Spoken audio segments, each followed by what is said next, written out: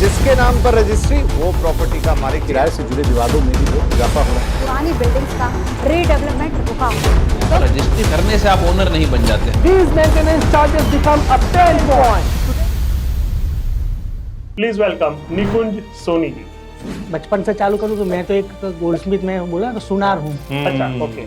After my graduation मैंने as a profession choose किया journalism. तो अर्थक्वेक का भी मैंने रिपोर्टिंग किया, फिर 2002 में राइट्स भी आया तो उसका भी रिपोर्टिंग किया। 2008 में अहमदाबाद में सीरियल बॉम्ब ब्लास्ट हुए थे, उसका भी रिपोर्ट किया। बाय लॉज लिखे हुए हैं, उसके जजमेंट्स हैं और सारी चीजें हैं, और एक आम इंसान की लाइफ है जहाँ पे उसके रिलेटेड प्रॉब्लम्स हैं, लेकिन उसको नहीं पता कि बाय लॉज में प्रोटेक्टेड हूँ या मैं कहीं इससे हेल्प ले सकता हूँ। ये जो गैप है बीच में, ये गैप आपने कैसे फाइंड आउट? एक बड़ा सा केस आया था तो उसमें इतने पेजेस के जजमेंट थे और इसमें बोला कि उसके कॉम्प्लेक्सिटी थी, तो ऑलमोस्ट मैं रो पड़ा था ऑफिस में। मान लो किसी सोसाइटी को किसी बिल्डर के साथ में कुछ भी अनबन है या डिस्प्यूट्स हैं, तो रेरा उसमें हेल्प करेगी तो कैसे करेगी? इसीलिए तो ऐसा होता है कि जब बिल्डर सोसाइटी रजिस्टर करता है तो अपने जो बंदे होते हैं उसको ही चेयरमैन सेक्रेटरी। हाँ सर, ये तो मैंने भी देखा है, वो सही बात है सर आपकी। 2-3 साल तो निकल जाएंगे, लोग रहने आ जाएंगे, लोग भूल जाएंगे। रेरा में हमको जाना है तो कहाँ जाना है एग्जैक्टली? कौन सी जगह है? कोर्ट है, रेरा है, क्या है, कहाँ जाना है? सबसे पहले तो जो रीडेवलपमेंट होता है तो उसमें सबसे पहले देखी जाती है प्लॉट साइज, उस पर मिलने वाली एफएसआई। और एफएसआई कैसे मिलेंगी? आपकी रोड की विड्थ कितनी है। ब्रोशर पहले आ जाता है, पहले तो बुकिंग स्टार्ट हो जाता है, फिर रेरा रजिस्ट्रेशन और फर्स्ट फिर सब नहीं, चालू रेरा होता है। रजिस्टर के बिना तो आप बुकिंग ले ही नहीं नहीं सकते। वो वाला बुकिंग तो चालू हो जाता है ना सर, वो बाना खत वाला बुकिंग नहीं, चिट्ठी वाला। चिट्ठी वाला। पूरी सोसाइटी की एक एजीएम हुई, सबने डिसाइड कर लिया कि भाई इतना जो हमारा मेंटेनेंस चल रहा था, अब की बार हम थोड़ा सा बढ़ाएंगे। मेजोरिटीज ने यस बोल दिया, साइन कर दिया, खराब हो गया। अब कोई 1-2 बंदे ऐसे हैं जिसको ये मान्य नहीं है। ऐसे वक्त पे सोसाइटी क्या करती है? ऐसा इंप्रेशन क्रिएट किया गया है कि रेरा रजिस्टर्ड है ना, फिर आप निश्चिंत हो जाओ। नहीं, जरा भी निश्चिंत होने की जरूरत नहीं है। मेरे को बहुत ही स्ट्रगल करना पड़ा था, मगर फिर भी ये थी कि भाई नहीं, कुछ करना है, कुछ नया करना है।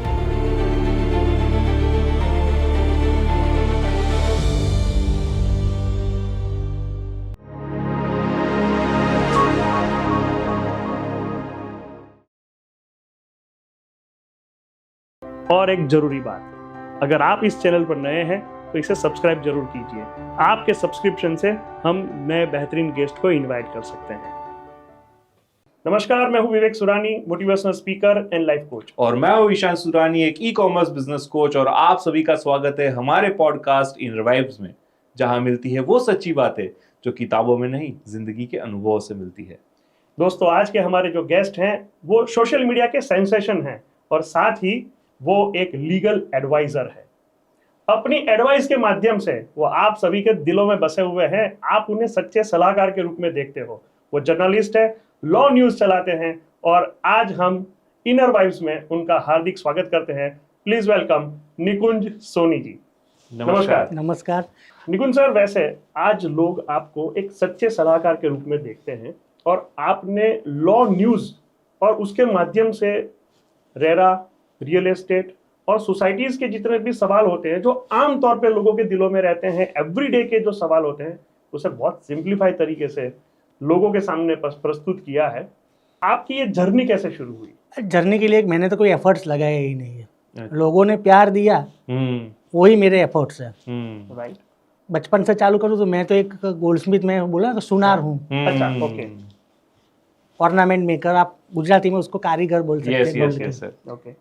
मगर आफ्टर माय ग्रेजुएशन मैंने एज ए प्रोफेशन चूज़ किया जर्नलिज्म। ओके। और जर्नलिज्म में भी मैंने लीगल का ही फ्रॉम द बिगिनिंग चूज़ किया था। जैसे जैसे मैं ग्रो होता गया अपने करियर में, तो उसमें ये सोशल मीडिया आया। तो पहले मैं फूड के ब्लॉग्स बनाता था एज ए हॉबी।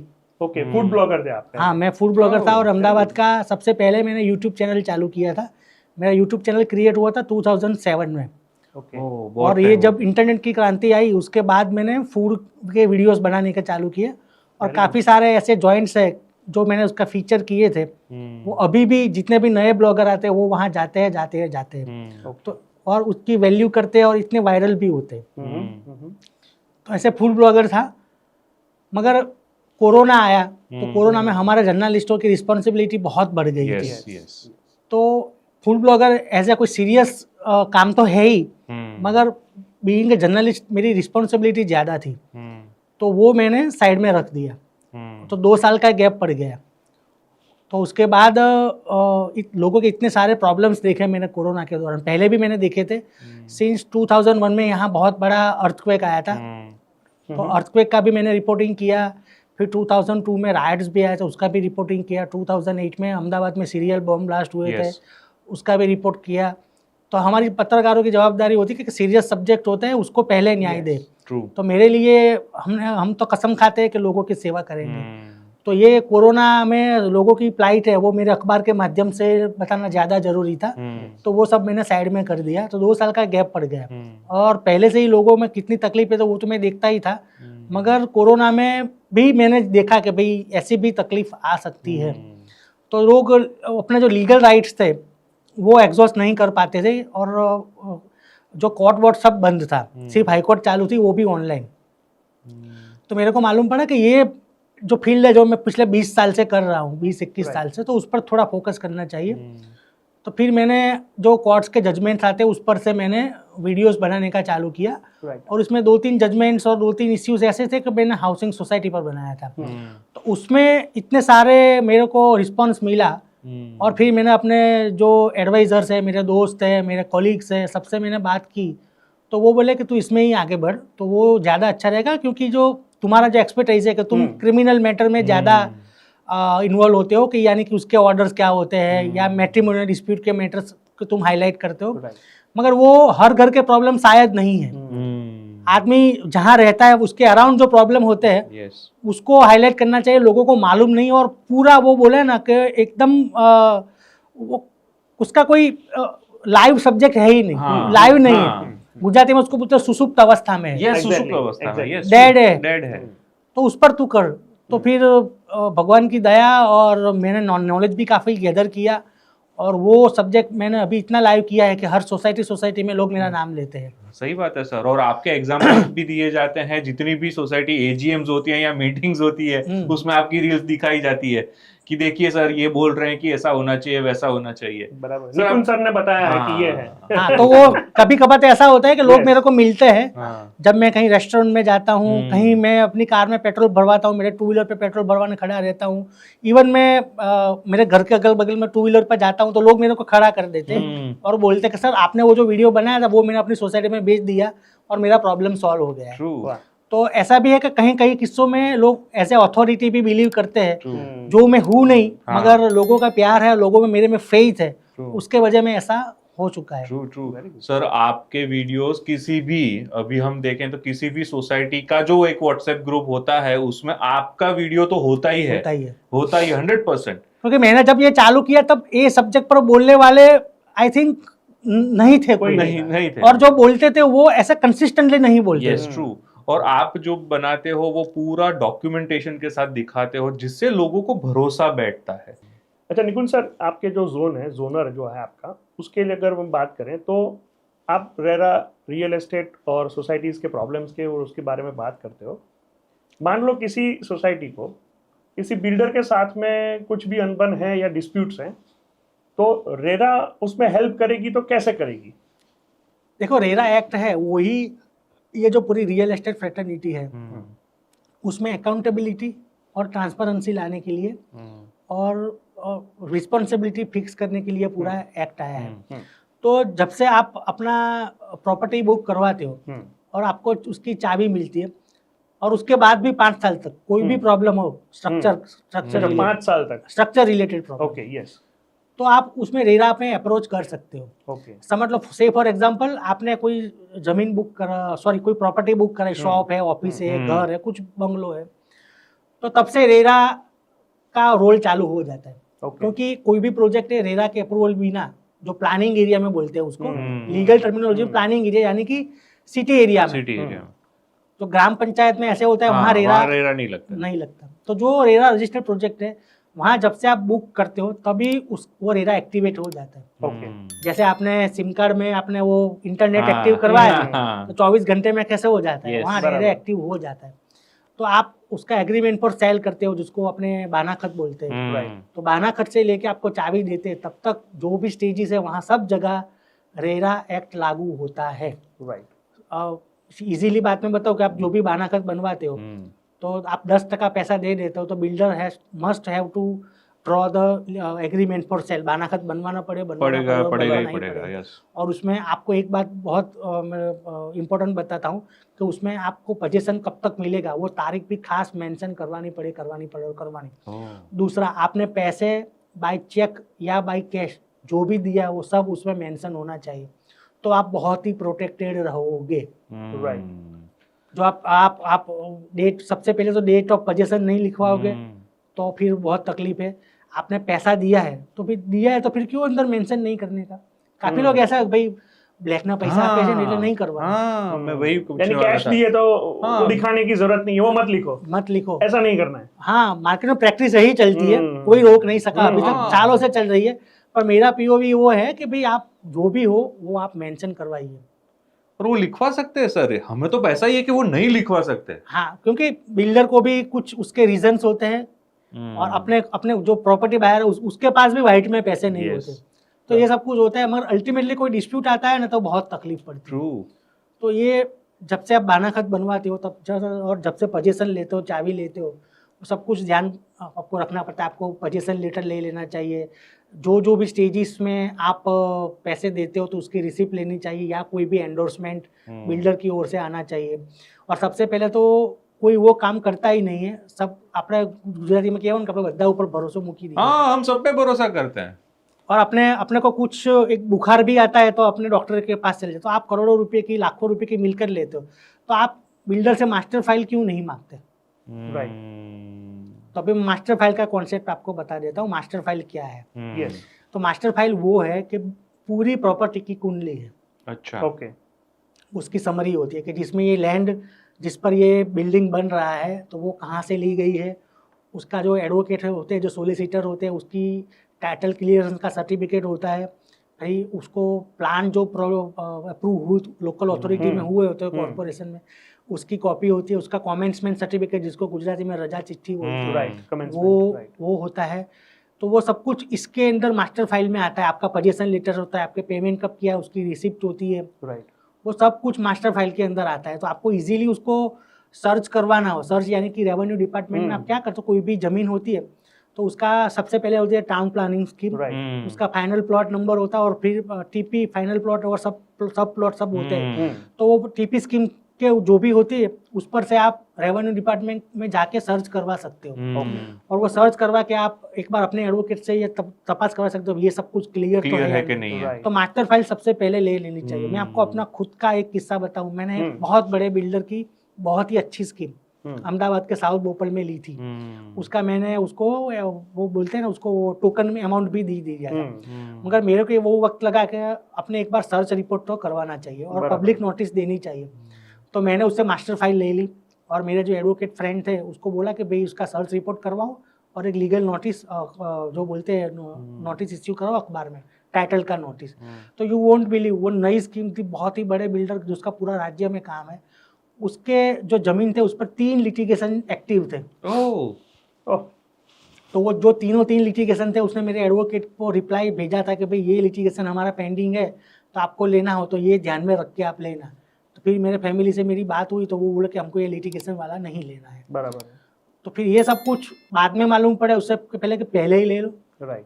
ये कुछ करवाता ही नहीं, ये वो बहुत बड़ा गैप है।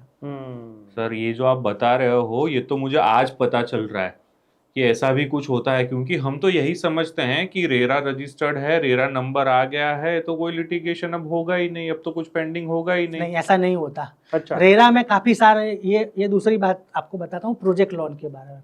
काफी सारे बिल्डर्स होते हैं, उन लोगों ने प्रोजेक्ट लोन ली होती है, ये जमीन ऊपर या फ्लैट पर, और वो डिफॉल्ट कर जाते हैं। ओके। और वो लोग जो बात होती है वो छुपाते हैं।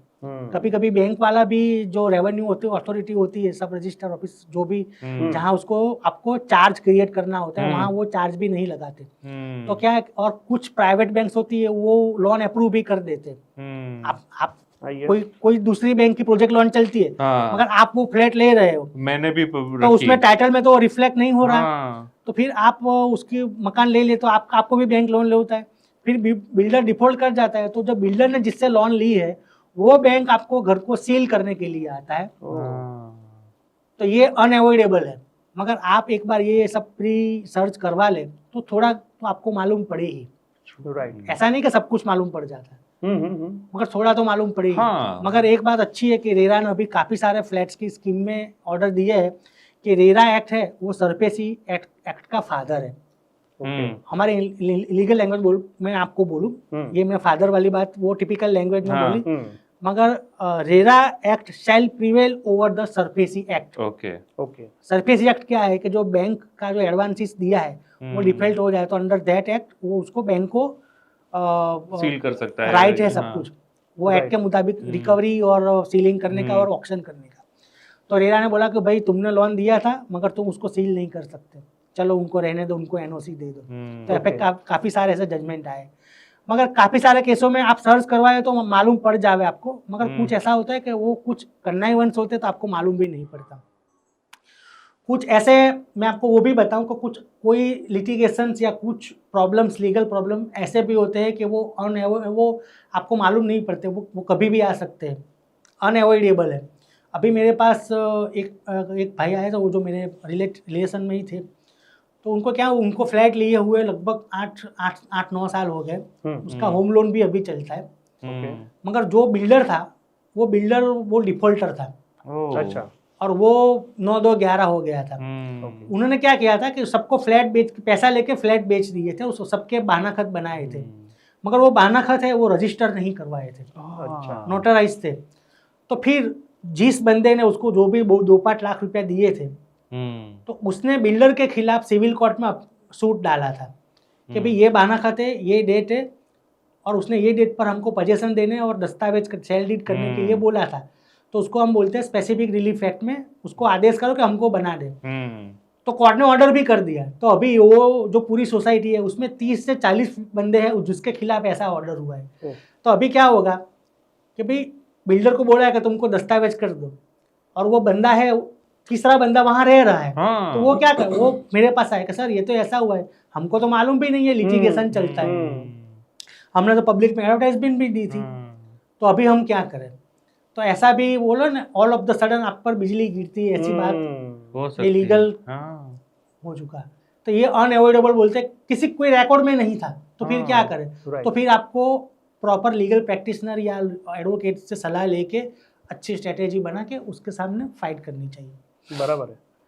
वैसे अभी जो सारी बातें आप बता रहे हो, कुछ ऐसा इम्प्रेशन क्रिएट किया गया है कि रेरा रजिस्टर्ड है ना, फिर आप निश्चिंत हो जाओ। नहीं, जरा भी निश्चिंत होने की जरूरत नहीं है, क्योंकि ज्यादातर ऐसी यानी या तो मार्केट हुआ है ऐसा, ऐसी बातचीत से ये फैला हुआ है और एक इम्प्रेशन बना हुआ है लोगों के दिमाग में कि ऐसा ही है। लेकिन आपने बहुत अच्छे से क्लियर किया कि फिर भी हमें तो सतर्क रहना है और जान के ही यानी समझ के ही इसमें स्टेप्स लेने हैं। मतलब कि जो भी लीगल एडवाइस है उसके साथ ही काम करना है, ड्यू डिलिजेंस करने का आपने। बिल्कुल बिल्कुल ट्रू। अब मान लो कुछ हुआ, इफ इन केस, जैसे अभी आपने 2-3 एग्जांपल लिए और बहुत अच्छे अच्छे केसेस अगर होंगे, जो भी जब कुछ भी प्रॉब्लम्स बिल्डर के साथ होता है, तो रेरा में हमको जाना है तो कहाँ जाना है एग्जैक्टली, कौन सी जगह है, कोर्ट है, रेरा है, क्या है, कहाँ जाना है, डिस्ट्रिक्ट कोर्ट में जाना है, कहाँ जा सकते हैं। देखो आपकी कोई अंडर कंस्ट्रक्शन प्रॉपर्टी है और आफ्टर कंस्ट्रक्शन प्रॉपर्टी है जो रेरा रजिस्टर्ड प्रॉपर्टी है, उसके लिए तो आपके पास वही रेमेडी है कि आपको रेरा में ही जाने का है। ओके। मगर 2 बातें मैं आपको बहुत अच्छी तरीके से समझा रहा हूँ, क्योंकि ये मेरा एक्सपीरियंस है, मेरे को मालूम पड़ा है, और लोगों को सच्ची एडवाइस शायद नहीं मिल रही है या लोग जान नहीं रहे। रेरा के 2 पार्ट है, एक तो कॉम्प्लायंस का पार्ट है और एक कॉम्पनसेशन का पार्ट है। अच्छा, ओके। कॉम्प्लायंस का पार्ट में सिंप्लीफाइड लैंग्वेज में बनाऊँ कि उन्होंने ऐसा बोला था कि बिल्डर ने ऐसा अपने ब्रोशर में लिखा था कि हम आपको क्लब हाउस, जिम बना देंगे, या वो स्टूडेंट वेटिंग एरिया बना देंगे, या फिर पार्किंग के ऊपर हम शेड लगाएंगे तो वो एनवायरनमेंट का कोई तकलीफ ना हो। तो वो शायद नहीं बनाया। तो वो कॉम्प्लाई करवाने के लिए आप रेरा में पिटीशन डाल सकते हो। ओके। तो ये एक बात कॉम्प्लायंस की होगी, और दूसरी बात होगी कॉम्पनसेशन की।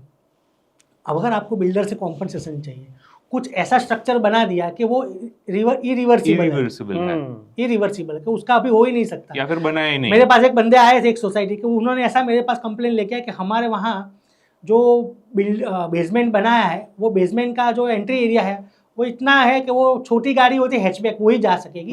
एसयूवी वो एमपीवी बोलते हैं ना, हाँ। वो छोटी गाड़ी नहीं जा सक वो एसयूवी टाइप की गाड़ी नहीं जा सकती। तो हम क्या करेंगे? तो मैंने बोला कि अभी तो ये पूरा स्ट्रक्चर बन गया है तो अभी बिल्डर से अपने को कॉम्पनसेशन लेना पड़ेगा। तो काफ़ी लोग ऐसा करते हैं कि अपनी जो पिटीशन बनाते हैं वो काफ़ी लोग खुद भी केस लड़ते हैं। अच्छा। कुछ लीगल प्रैक्टिशनर रखते हैं। तो रेरा की तो वो उसमें क्या होता है कि आपको जो कॉम्पनसेशन मांगना है बिल्डर से तो आप बिल्डर रेरा में एडजुडिकेटिंग अथॉरिटी करके एक ऑफिसर होते हैं, तो वहाँ आपको अलग से पिटीशन डालनी पड़ती है। अच्छा। अभी काफ़ी सारे केसों में मैंने देखा है कि दोनों में उसने एक ही पिटीशन में डाल दिया, तो समझो 1-1.5 साल तक रेरा में केस चला और जो कॉम्पनसेशन वाला पार्ट है उसमें रेरा ऐसा बोल देता है कि भाई ये तो अभी है आपको अब वहाँ जाओ, तो 2 साल से आपको सांप सीढ़ी की रमट से आप नीचे आ गए। ट्रू। तो रेरा में सब लोग अपना छाती निकाल के हम तो रेरा में जाएंगे और रेरा में जाने का कोई हलवा नहीं है। आपको समझ के आगे बढ़ना काम करना चाहिए। सही है सर, सही है। यानी जो उसकी अथॉरिटीज हैं, जो ऑफिसर है, वहां पे जाके आप प्रॉपरली उसको फ्रेम करोगे तो रिजल्ट जल्दी आएगा। हाँ, इसीलिए मैं बोल रहा हूँ रेरा में भी ऐसा क्लॉज है कि पार्टी इन पर्सन जो भी मैंने बोला है वो CA, CS, एडवोकेट सब लोग प्रैक्टिस कर सकते हैं। तो आप ऐसे कोई यार खुद अच्छी तैयारी करो, समझो और फिर जाओ, तो क्या है कि आपका रिजल्ट अच्छा मिले। वैसे अभी आपने बताया कि कुछ स्ट्रक्चरल प्रॉब्लम है और 5 साल तक है, मान लो कहीं दरारें गिरने लगी या कुछ ऐसा हुआ तो उसमें कंपनसेशन यानी देते हैं बिल्डर? यानी मुझे थोड़ा सा डाउट हो रहा है कि चलो कर भी दिया लेकिन पैसे आते हैं क्या? अभी रेरा ने एक लिस्ट निकलवाया, आप रेरा के वेबसाइट में अभी भी जा सकते हो। आप जैसे वेबसाइट खोलेगे वो लिस्ट रिफ्लेक्ट होगा। कम से कम 500-600 स्कीम के हैं। तो वो लोग क्या करते हैं, उसका जो भी कॉम्पनसेशन का ऑर्डर किया हो या फाइन का ऑर्डर किया है वो सब डिफॉल्टर की यादी है। तो काफ़ी सारे डिफॉल्टर भी है और काफ़ी सारे बिल्डर ऐसे हैं कि वो फिर दे भी देते हैं। अच्छा, दे भी तो वो केस टू केस बेसिस अलग अलग होता है। हाँ, पर सर डिफॉल्टर है लेकिन उसका मतलब ये तो नहीं कि नहीं देंगे, उसकी रिस्पॉन्सिबिलिटी है, नहीं देंगे तो उसको देना ही पड़ेगा। वरना रेरा के पास भी अथॉरिटी है कि वो कलेक्टर को बोले और as per the revenue loss आप उसकी मिलकत उसको अटैच कीजिए, वो बेच के भी आप उसको वसूल कीजिए। True sir. गुजराती में केवल रेवेन्यू रहा है वसूलात करो। हाँ। मतलब सर हम ये तो है कि आज की तारीख में अगर कोई प्रॉपर्टी खरीदते हैं और उसमें रहने जाते हैं तो 5 साल का वारंटी पीरियड या गारंटी पीरियड रहता है। इंडिविजुअल भी रहता है और as a society in general भी रहता है। अच्छा, ये लोगों को सिंगल फ्लैट का भी रहता है और इन कॉमन प्रॉपर्टी पूरा भी कॉमन एमिनिटीज का भी होता है, दोनों का है। ये अगेन नई बात है, ये भी नई क्लैरिटी थी हमको। तो ऐसा ही लग रहा है कि इन सोसाइटी इन जनरल मान लो फ्लैट स्कीम है तो जो भी आपकी ABCD विंग्स हैं वो इन होल है। अगर इंडिविजुअल अगर इनसाइड भी अगर किसी को प्रॉब्लम है तो वो भी कंप्लेन कर सकते हैं। यानी कि आपको फ्लैट्स में समझ लो कि इलेक्ट्रिक फिटिंग बढ़िया नहीं दिया, टाइल्स बढ़िया नहीं दिए, उसने बोला कि X कंपनी के हम वो फिटिंग्स लगाएंगे, सैनिटरी फिटिंग्स और पाइप वो नहीं लगाया है, आपको वहाँ क्रैक्स पड़ गई है, डैम्स आता है, लीकेजेस है, सीपेजेस है। तो ऐसे काफी सारे रेरा के ऑर्डर की इंडिविजुअल कैपेसिटी में आप जा सकते हो, रेरा ऑर्डर दे सकता है। मगर जब सोसाइटी का सार्वजनिक मामला है कि सोसाइटी के बेसमेंट में पानी आता है, जिम नहीं बनाया है, क्लब हाउस नहीं बनाया है, चिल्ड्रन प्ले एरिया नहीं बनाया है, सोसाइटी का जो उसको स्लोप्स देने चाहिए वो नहीं बनाई, तो वहाँ इंडिविजुअल मेंबर नहीं जा सकता, वहाँ सोसाइटी को जाना पड़ता। और इंडिविजुअल मेंबर जाता है तो उसको सोसाइटी को पार्टी बनानी पड़ती है। ओके, ऐसा होता है, सबकी सिग्नेचर लेनी पड़ती है। हाँ, सबकी। मेनली चेयरमैन सेक्रेटरी उनके थ्रू ही जाना पड़ता है, उनके थ्रू ही जाना पड़ता है। इसीलिए तो ऐसा होता है कि जब बिल्डर सोसाइटी रजिस्टर करता है तो अपने जो बंदे होते हैं उसको ही चेयरमैन सेक्रेटरी। हाँ सर, ये तो मैंने भी देखा है, वो सही बात है सर आपकी। 2-3 साल तो निकल जाएंगे, लोग रहने आ जाएंगे, लोग भूल जाएंगे। तो ये प्रोफेशनल ट्रिक है। वारंटी पीरियड निकल गया। हाँ, वारंटी पीरियड तो बराबर है, मगर एक मोमेंटम होता है, वो मोमेंटम चला जाता है। आप क्या नए रहने आए हो तो आपके वहाँ तकलीफ पड़ रही तो आप बोलोगे नहीं ये नहीं चलेगा, ये गलत है, ये गलत है। मगर आपका काम नहीं हो रहा है तो फिर आपकी पेशेंस है वो धीरे धीरे फिर खत्म चली जाती है, तो वो मोमेंटम भी चला जाता है। ये ट्रिक है और ये ट्रिक है। ट्रू सर, क्योंकि ये चीज भी बहुत सारी जगह पे हमने देखी कि ऐसा होता है। और शुरू में आप थोड़े गर्म भी होते हैं कि चलो हम बता देंगे, दिखा देंगे, और एक टाइम चला जाता है, उसके बाद छोड़ो ना, कौन करेगा, अब तो ये हो गया, एक हो गया, और लोगों को पता भी नहीं होता कि 5 साल तक कर सकते हैं, ये भी पता नहीं होता। और सर ये ब्रोशर की जो आपने बात की, उसमें बहुत सारी चीजें जो बिल्डर है वो लिख के देते हैं, बहुत सारे अच्छे अच्छे बढ़िया बढ़िया फोटोग्राफ भी लगा के देते हैं, तो वो सब उसको देना कंपलसरी होता है? आइडियली तो देना कंपलसरी ही होता है, मगर कुछ ब्रोशर्स ऐसे होते हैं कि जिसमें ऐसा लिखा होता है रिप्रेजेंटेशन हाँ। पर्पस ओनली, वो स्टार वाला, तो वो खास देखना चाहिए, वो पूछना चाहिए कि भाई आपने ये स्टार लगाया है तो एक्चुअली होगा या नहीं होगा, नहीं होगा तो क्यों नहीं होता। और काफ़ी बिल्डर्स ऐसे होते हैं कि एक्चुअली ब्रोशर आपको ऐसे बनाना चाहिए कि आपको मालूम होना चाहिए कि जब हम कॉरपोरेशन में जाएंगे, अथॉरिटी में, तो ये जो मैंने सोचा है वही प्लान अप्रूव होगा। तो काफ़ी सारे क्या हड़बड़ी में बुकिंग लेने के लिए, उसके पैसे कलेक्ट करने के लिए क्या करते हैं, पहले ब्रोशर बना लेते हैं प्लान पास में, तो फिर क्या होता है कि वो प्लान पास नहीं होता, तो फिर वो कॉम्प्लायंस उसके लिए बहुत ही डिफिकल्ट हो जाता है, लोगों को उसकी एमिनिटीज भी नहीं मिलती। सही है सर, ये भी मैंने देखा है कि ब्रोशर पहले आ जाता है, पहले तो बुकिंग स्टार्ट हो जाता है, फिर रेरा रजिस्ट्रेशन, और फिर सब नहीं, चालू रेरा होता है। रजिस्टर के बिना तो आप बुकिंग ले ही नहीं नहीं सकते। वो वाला बुकिंग तो चालू हो जाता है ना सर, वो बाना खत वाला बुकिंग नहीं, चिट्ठी वाला वो तो हम सबको पता है कि वो चिट्ठी वाला, वो डायरी वाला अरे बुकिंग स्टार्ट हो उसका जाता नाम है। दिया है सबने प्री लॉन्च। अच्छा, एक और थोड़ा सा मुझे अभी आपकी बातों से एक क्लू, एक थोड़ा सा है जो अगर आप उसमें थोड़ा सा समझा सको कि एग्जैक्ट में इसमें क्या कर सकते हैं। जैसे कि फॉर एग्जांपल ब्रोशर बना दिया और उसमें एक गेट बताया कि यहाँ से एंट्री है, एक गेट बताया कि यहाँ से एग्जिट है। अब ये ब्रोशर में है, अब जब लोग रहने आ रहे हैं उसके पहले बीयू परमिशन लगता है, तो बीयू के पहले जब लोग देखने जाते हैं कि भाई कितना हुआ काम, तो देख सकते हैं कि वो गेट एग्जिट का है, ये गेट एंट्री का है। जैसे बीयू आ जाता है, अचानक से एक गेट बंद हो जाता है, पर एक ही गेट फिर एंट्री एग्जिट का हो जाता है, और फिर बिल्डर बोलता है कि वो तो बीयू के पहले था, अब बीयू के बाद का ये है, और आगे उसने कमर्शियल्स कर दिए हैं तो इसलिए उसने बंद कर दिया ये रास्ता। ऐसी सिचुएशन में क्या कर सकते हैं? देखो, तो बीयू नहीं मिला होगा तो उसका मतलब है कि प्लान के मुताबिक नहीं होगा।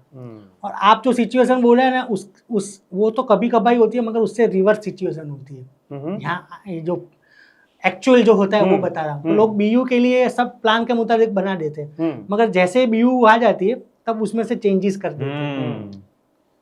तो दोनों गलत है। बराबर, ट्रू।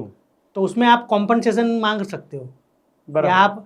आप रेरा की बात कर रहे हैं, सब बिल्डिंग क्षेत्र में ऐसा ही बोलते हैं कि रेरा में जाए, मगर सिर्फ रेरा अथॉरिटी नहीं, आप ग्राहक सुरक्षा में भी जा सकते हैं, कंज्यूमर कोर्ट में भी। अच्छा। और अभी एक लगभग 3-5-6 महीने पहले यहाँ गोदरेज प्रॉपर्टीज का एक मामला था, उसमें कंज्यूमर कोर्ट ने बहुत अच्छा ऑर्डर दिया है।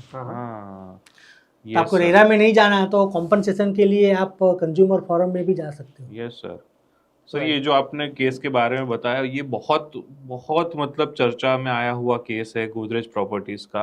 और मैं जब वो सुन रहा था तो मैं यही सोच रहा था कि इतना बड़े जो कंपनी है और उसके साथ ये जो प्रॉब्लम हो रहा है, तो उस टाइम पे रेरा क्या कर रहा था? वो जब मेरे टेलीविजन में इंटरव्यू आ रहे थे तब भी मैंने ये सवाल उठाया है, मगर रेरा की तरफ से अभी कोई स्टेटमेंट आया नहीं है। अच्छा, अब अगर हम देखें कि अगर किसी बिल्डर की हम बात करें कि सोसाइटीज कुछ एज के बाद उसको रीडेवलपमेंट में जाती है, तो किसी भी सोसाइटी के रीडेवलपमेंट में जाने के क्राइटेरियाज क्या है? रीडेवलपमेंट का एक तो एक्ट है, Gujarat ownership of flat act. Okay. उसमें तो लिखा हुआ है, मगर वो एकदम क्लियर नहीं था, तो 2019 में गवर्नमेंट में उसमें अमेंडमेंट लाए, और उसमें सेक्शन 41A, तो उसमें 3 प्रिंसिपल क्राइटेरिया है। एक तो आपकी जो बिल्डिंग है उसकी एज 25 ईयर्स की होनी चाहिए। ओके। दूसरी है कि वो डिलेपिलेटेड स्टेट में होना चाहिए, यानी कि बहुत ही जर्जरित या खस्ता हाल बोलते हैं वो, ऐसी होनी चाहिए। और तीसरा 75% से ज़्यादा मेंबर्स होते हैं उसका मंजूरी चाहिए। ओके। तो वो 3 सबसे बड़े क्राइटेरिया है, और सोसाइटी रजिस्टर होनी चाहिए।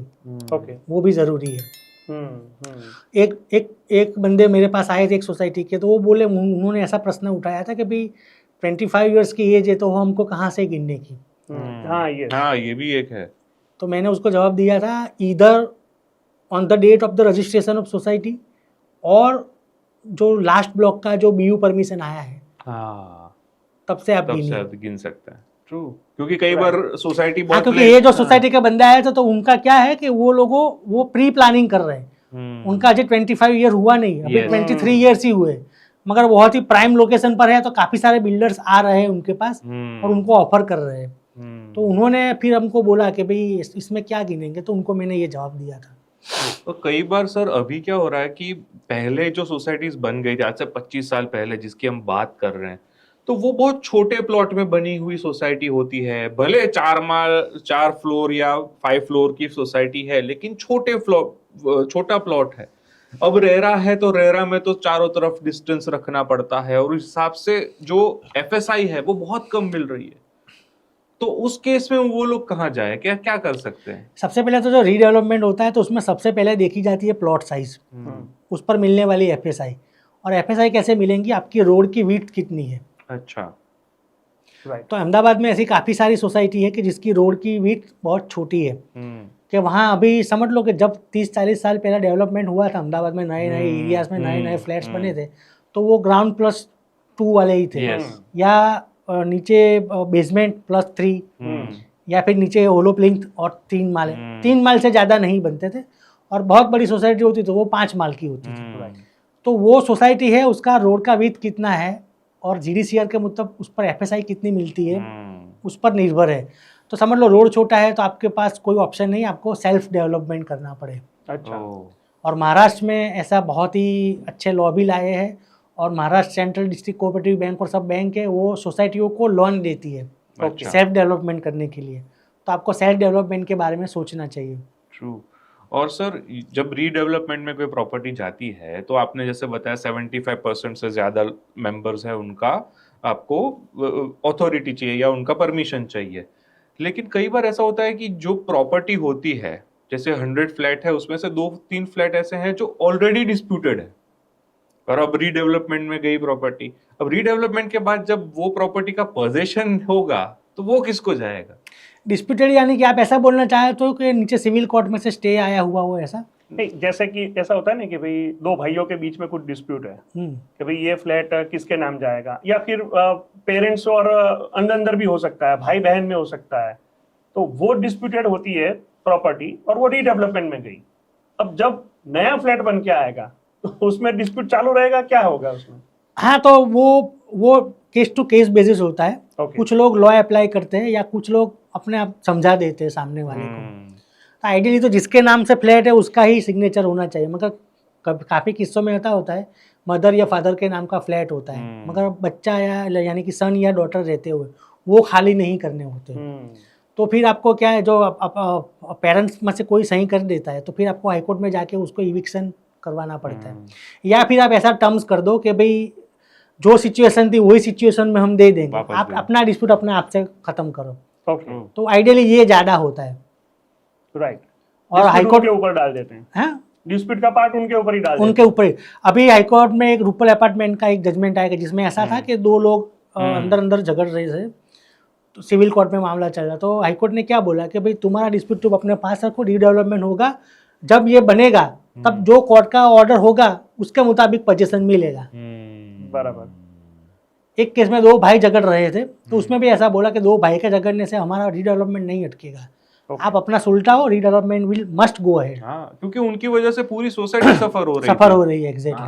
तो ऐसे केस में कोई ऐसा बोल दे कि हम सिविल में डाल दे और डिस्प्यूट खड़ा कर दे और रीडेवलपमेंट नहीं होगा, तो वो उसका भ्रम है। अच्छा, तो उन केस में रीडेवलपमेंट तो कभी नहीं अटकेगा। ट्रू।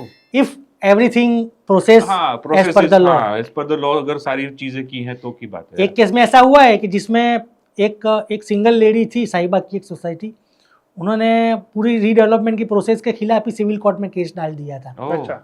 तो वो केस इतना मजबूत, तो उसका ड्राफ्टिंग और सब प्रिपरेशन हुआ था, तो सोसाइटी और बिल्डर ने दोनों ने ये प्रोजेक्ट ही छोड़ दिया। अच्छा।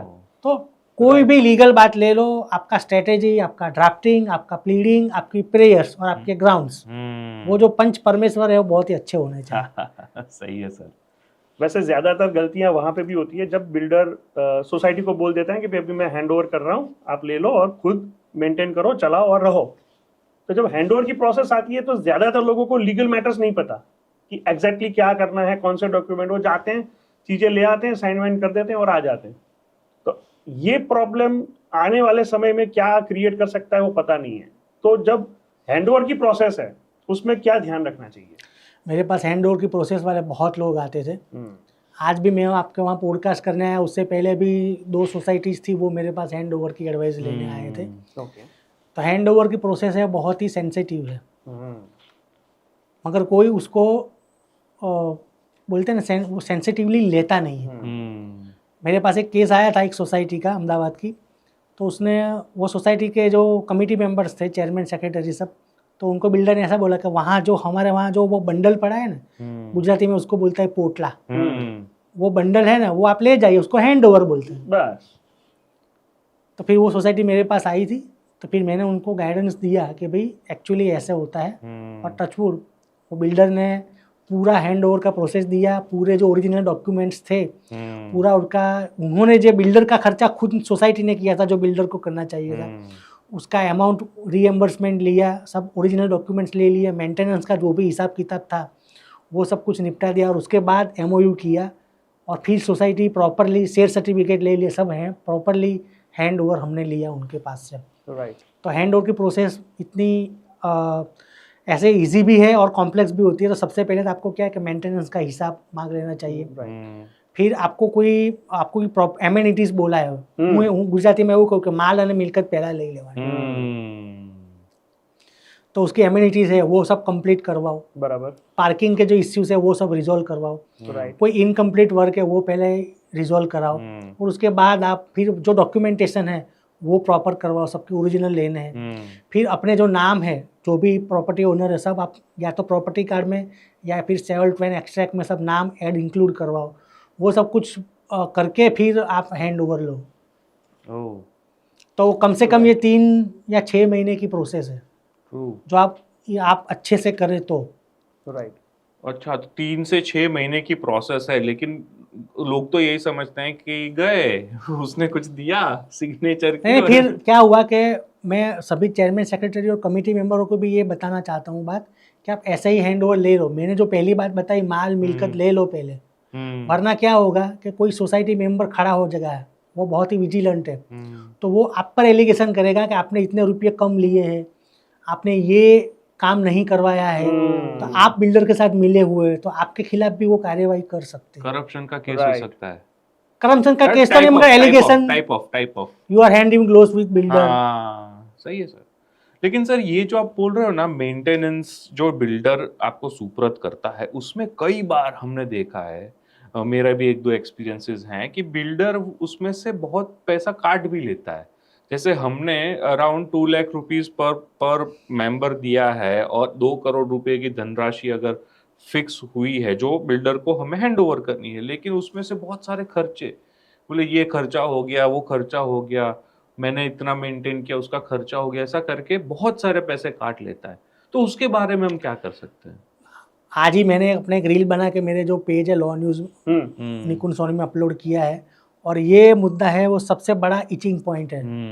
किसी को इसके बारे में मालूम नहीं, मगर आज के जजमेंट के मुताबिक मैंने वो क्लियर किया एज पर द जजमेंट कि जब तक रेसिडेंट वेलफेयर एसोसिएशन यानी कि सोसाइटी को हैंड ओवर नहीं करते, तब तक सोसाइटी मेंटेन करने की जवाबदारी बिल्डर की है। यानी कि जब तक बिल्डर आपको सोसाइटी सौंप नहीं देता, तब तक आपको ये मेंटेन करने की है। मगर मैंने बोला ना कि बिल्डर काफ़ी ट्रिक करते हैं। तो ट्रिक क्या करते हैं कि आपका जब प्रोजेक्ट कंप्लीट हो जाता है, आपके पास कंप्लीशन सर्टिफिकेट आ जाता है अथॉरिटी में से, तो बिल्डर क्या करता है कि उसके जो यसमैन जैसे जो लोग होते हैं या उनके फेवर वाले लोग, उनसे वो सब कुछ हैंड ओवर की प्रोसेस करवा लेता है और रेरा में उसको अपलोड करवा देता है। तो टेक्निकली तो वो प्रोसेस हो गई, मगर फिजिकली तो बाकी है। तो फिर हमेशा ये सोसाइटी में डिस्प्यूट होता है कि बिल्डर का मेंटेनेंस का हिसाब कब से ले। बराबर। वो बोलेगा ये तो हो गया, हैंड ओवर तो हो गया, हैंड तो हो गया, पैसे ही देने बाकी हाँ, है, लेकिन बस, उसमें से इतना खर्चा हो गया है, हाँ, तो अब यार ले लो, बस ले लो। तो उसका एक उपाय है कि आप ऑडिटेड रिपोर्ट मांगो, ऑडिट रिपोर्ट मांगो, जो भी खर्चा किया, कोई बड़े खर्चे हो तो वो पैसे बराबर दिए है नहीं, या एक्सॉर्बिटेंट एक्सपेंस कर दिया है, वो सब कुछ देखना चाहिए आपको। मतलब ये तो बहुत ही मतलब आपने जो बोला ना ये नहीं पता होता है। इवन आज की तारीख में मुझे भी नहीं पता था, जो आपने बताया ना कि वो ऐसा कर देते हैं, हैंडओवर की प्रोसेस कर दी, अब फिजिकल बाकी है। हाँ और रिसेंटली अभी जो वडोदरा के केस में रेरा का जजमेंट है यही मंथ में, तो उसमें ऐसा बोला कि रेसिडेंट वेलफेयर एसोसिएशन अभी आपने सोसाइटी नहीं बनाई तो बीयू परमिशन आने तक आपको मेंटेन करना है, ओके, खर्च उठाना है यानी ओके। कि। राइट। अच्छा, ऐसा भी होता है सर कि कुछ फ्लैट्स ऐसे होते हैं जो बिल्डर के रिश्तेदारों के या कुछ इन्वेस्टर के होते हैं जो उसके साथ सालों से जुड़े होते हैं और वो कभी सेल नहीं करते। अब मेंटेनेंस शुरू हो गया, लोग रहने आ गए हैं, अब ये अनसोल्ड जो भी है उसका मेंटेनेंस जो है वो नहीं आ रहा है और हम हैंडओवर की प्रोसेस में जाते हैं तो उस समय पे ये मेंटेनेंस पेंडिंग रहता है और उसी के साथ फिर डिस्प्यूट चलते हैं। तो ऐसी पोजीशन में क्या कर सकते हैं? एक बार रेसिडेंट वेलफेयर एसोसिएशन बन गया, RW आपकी सोसाइटी रजिस्टर बन गई तो बिल्डर का काम खत्म। अच्छा, फिर वो जब सोसाइटी है वो सब सभासद कहलाते हैं। तो आपने फ्लैट नहीं बेचे हैं तो आप तो सोसाइटी तो मेंटेन होने वाली है। आपका फ्लैट कोई बायर है वो देखने आता है तो बहुत बढ़िया क्लीनिंग होगा, बिल्कुल, बहुत बढ़िया सिक्योरिटी होगी, वहाँ फव्वारे चलते होंगे, लाइट्स चलती होगी, लिफ्ट वो तो ये सबको पैसा कहाँ से आता है? अभी तो वो मान लो कि बिल्डर ने स्कीम बनाई 100 फ्लैट की तो इसमें 30 फ्लैट ही बिके और 70 नहीं बिके और वो बिकने में 5 साल लगेंगे। तो क्या 5 साल के लिए सोसाइटी मेंटेन नहीं करने की? तो ये बिल्डर को भी लागू पड़ता है और जो लोग वहाँ नहीं रहते कि हम नहीं रहते तो हम उसको कम पैसा उसको 100% मेंटेनेंस लेना पड़ेगा। अच्छा, 100% देना पड़ेगा, देना ही ऐसा पड़ेगा। नहीं है कि फिर 10% हाँ, कुछ सोसाइटी ऐसी होती है कि कोई डिस्काउंट देती है कि भाई चलो आपका बाकी है तो हम 50% लेंगे या नहीं लेंगे, तो पर उसका डॉक्यूमेंटेशन होना चाहिए। राइट। ऐसा है। अभी जैसे मेंटेनेंस की बात चली है तो एक मुद्दा और है जो मैं जस्ट आपसे पूछना चाहता हूँ, मशवरा चाहता हूँ। एक ही सोसाइटी में 2 BHK भी है और 3 BHK भी है। अब दोनों का मेंटेनेंस कितना बढ़ा के लेना, कितना कम लेना, सेम लेना, ये भी बहुत सवाल रहते हैं। तो इसके बारे में लॉ में क्या कहा गया है? जो लॉ डिफरेंट है और जो प्रैक्टिस है वो डिफरेंट है अच्छा, और कोई सोसाइटी मान नहीं रही है। अच्छा, लॉ नहीं फॉलो कर रही है। हाँ, क्योंकि उनका अपना लॉजिक है। एक सत्याग्रह छावनी करके सोसाइटी है अहमदाबाद में, बहुत बड़ी सोसाइटी है, यस, एकदम वो बोलते हैं ना प्रॉस्परस पॉश। तो उसका एक जजमेंट आया हुआ है। इसमें सोसाइटी ने, इसमें हाईकोर्ट ने सिंगल जज और फिर अपील हुई थी, तो चीफ जस्टिस की कोर्ट में अपील हुई थी। तो वो कोर्ट ने बोला है कि भी कॉमन एमिनिटीज़ है वो कॉमन भी सब मेंटेन करती है।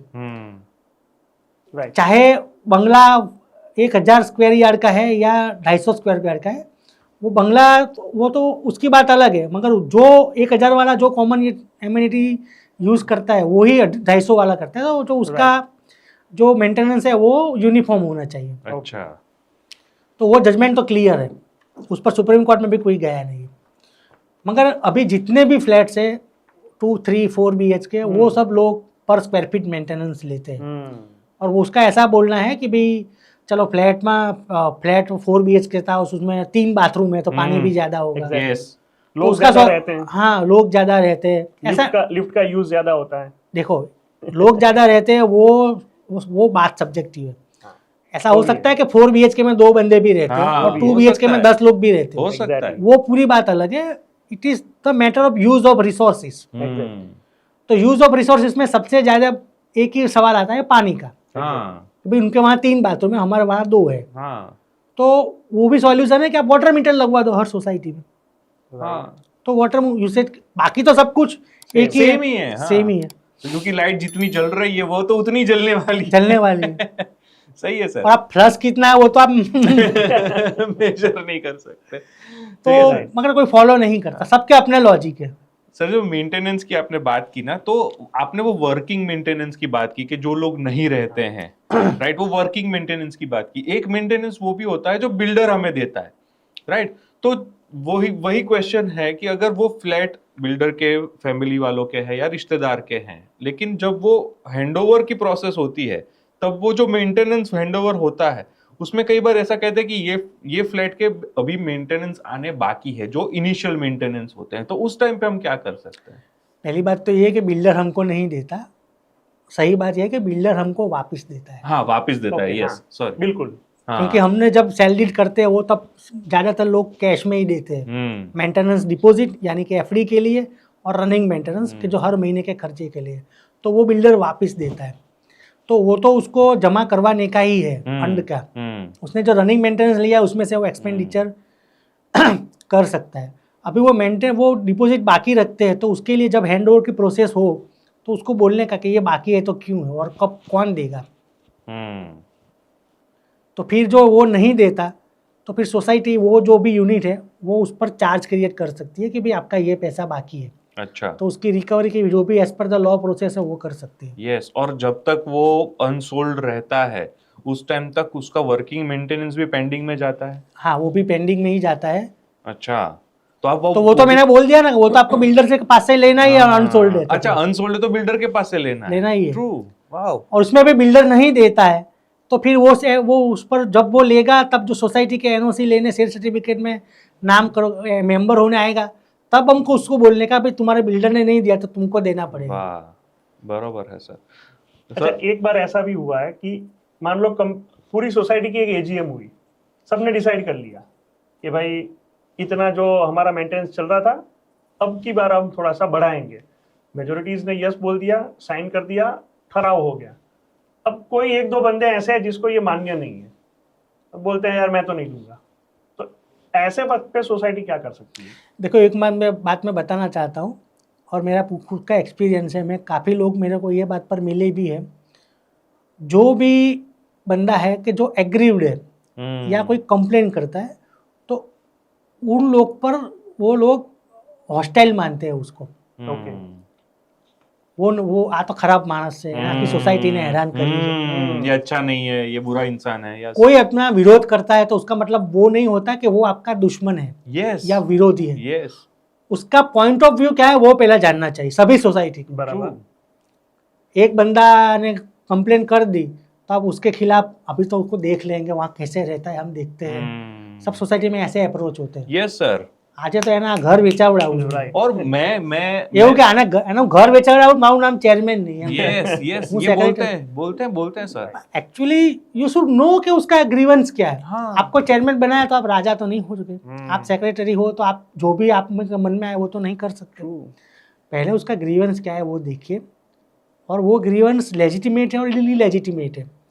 इलीजिटिमेट है तो आप उनको समझाइए बात करके या फिर कम्युनिकेशन, रिटर्न कम्युनिकेशन करके। फिर भी नहीं मानता तो लॉ विल प्रिवेल, लॉ के मुताबिक काम कीजिए। तो अभी मैं आपके क्वेश्चन पर आता हूँ, तो उसको विरोधी नहीं मानना चाहिए, उसका वो resolution law as per law आना चाहिए। उस पर आप उस पर आपको परेशान बहुत गलत तरीके से परेशान कर रहा वो बात अलग है। कुछ लोग ऐसे होते भी है कि सोसाइटी को बस अपने को परेशानी करना है, होते उसकी मैं बात नहीं, मगर जो लेजिटिमेट है उसकी तो बात सुननी चाहिए।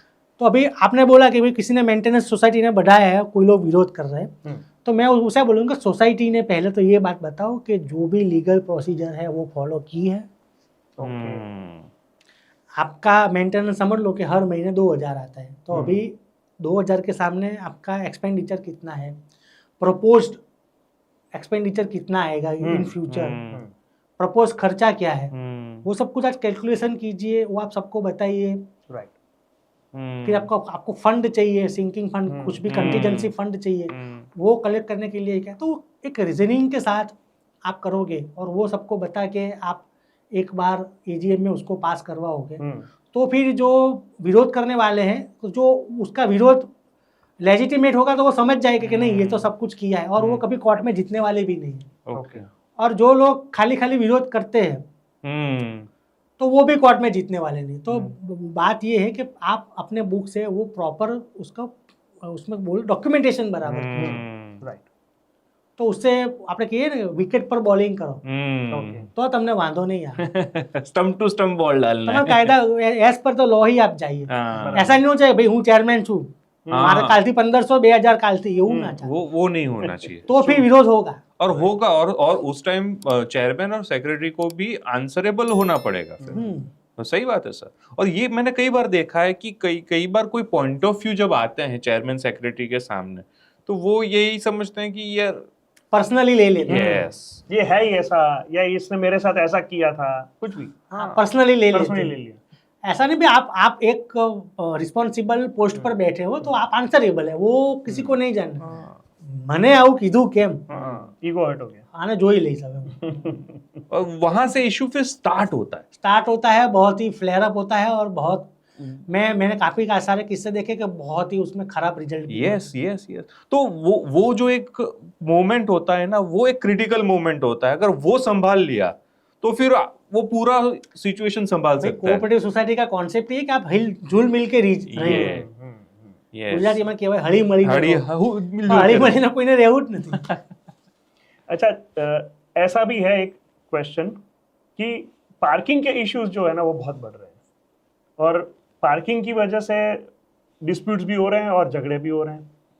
अब जहाँ पे 2 व्हीलर है वो कॉमन एरिया है, 4 व्हील है जो अलॉटेड है, पर जो कॉमन एरिया है 2 व्हील का, वहाँ पे कई मेंबर्स ऐसे होते हैं जिसकी अगर कोई 2 व्हीलर है या कोई साइकिल है जो यूज नहीं कर रहे हैं, अब बिगड़ गई है या कुछ भी प्रॉब्लम है, वो एक जगह पे रख देता है। अब वो हिला ही नहीं रहा है वहां से, और वो एक जगह है जो वो ऑक्यूपाई हो गई है, और वो अपने घर के अंदर और भी 2-3 2 व्हीलर लेके आ रहा है और वो हटा भी नहीं रहा है, जगह कम है। तो ऐसे सिचुएशन में लॉ क्या कहता है? लॉ की बात तो इसमें बहुत बाद में आती है, मगर ये जो वाला मामला है उसमें लॉ अप्लाई करने जाओगे आप तो फिर सालों बीत जाएंगे। अच्छा, चेयरमैन सेक्रेटरी भी चेंज हो जाएंगे और मकान मालिक भी चेंज हो जाएंगे। मगर मैंने बोला कि कोऑपरेटिव का कॉन्सेप्ट है कोऑपरेशन का, तो आप उनको बोलिए, उसको रिमाइंड करवा दीजिए और ये टैक्टफुली ये मामला खत्म करना चाहिए। वरना एक साइकिल ऑक्यूपाई कर दी है और फिर आप कोर्ट में जाएंगे तो कितने साल लगेंगे, कितना खर्चा होगा वो आपको मालूम है नहीं। मगर आपको जो लॉ ऐसा कहता है कि आपको जो एलोटेड जगह दी है सोसाइटी ने, जहाँ आपको दी वहीं आपको वहीं पार्क करना है, आपको कोई ज़्यादा जगह ऑक्यूपाई करने की नहीं है, क्योंकि ये कॉमन जगह है। और सुप्रीम कोर्ट का 2010 में निहाल चंद के केस में एक बहुत ही क्लियर कट जजमेंट आ गया है कि जो भी कॉमन एरिया है वो बिल्डर का नहीं है, यानी कि सोसाइटी के अंतर्गत रहते हैं, यानी कि जो भी प्रोपोर्शनेट सबका हिस्सा है, संयुक्त हिस्सा बोलते हैं उसको। आप दस्तावेज लिखेंगे तो इसमें गुजराती में ऐसा बोलते हैं कि वराड़े पड़तो हिस्सो, और इंग्लिश में ऐसा बोलते हैं कि प्रोपोर्शनेट शेयर। तो वो आपकी जमीन नहीं, और प्रोपोर्शनेट शेयर दे दिया है तो वो इतना 30 यार्ड जगह है तो वो आपका नहीं हो जाता। वो एज ए लीगल उन्होंने आपको राइट दिया है, आप उसको ऑक्यूपाई नहीं कर सकते। यहाँ बिल्डिंग में 30 स्क्वायर यार्ड जमीन मेरी है तो मैं अपना टेम्पो रख देता हूँ, ऐसा नहीं हो सकता। सही है सर। अब वरना ये तो बोलेंगे मैं तो उसमें खेती करता हूँ, तो वो नहीं हो सकता है, वो नहीं हो सकता। अच्छा, जैसे कॉमन एरिया आपने बताया पार्किंग है, वैसे टेरेस भी कॉमन एरिया है। हाँ, टेरेस भी नहीं बेच सकता कोई बिल्डर, पर बिल्डर कई बार तो खुद के नाम पे ही रखता है, कभी नहीं, वो इलीजिटिमेट आफ्टर 2010। सर आप बोल रहे हैं कि नहीं बेच सकता, लेकिन फिर भी बिल्डर्स आज की तारीख में भी टेरेस बेचते हैं। तो उसका क्या सेल डीड में क्या लिखते हैं बताओ, अब मैं आपको पूछता हूँ। अच्छा, सेल डीड में वो ट्रिक करके लिखते हैं कि वपराशी हक आपनो रहશે, okay, only for use, you are not. मगर लोग क्या करते हैं, उसको मालिक समझ बैठते हैं, सब कुछ कवर कर लेते हैं, सब कंस्ट्रक्शन कर देते हैं, तो उसके खिलाफ सोसाइटी किसी भी प्रकार का टेरेस नहीं बेच सकते, नो कॉमन टेरेस।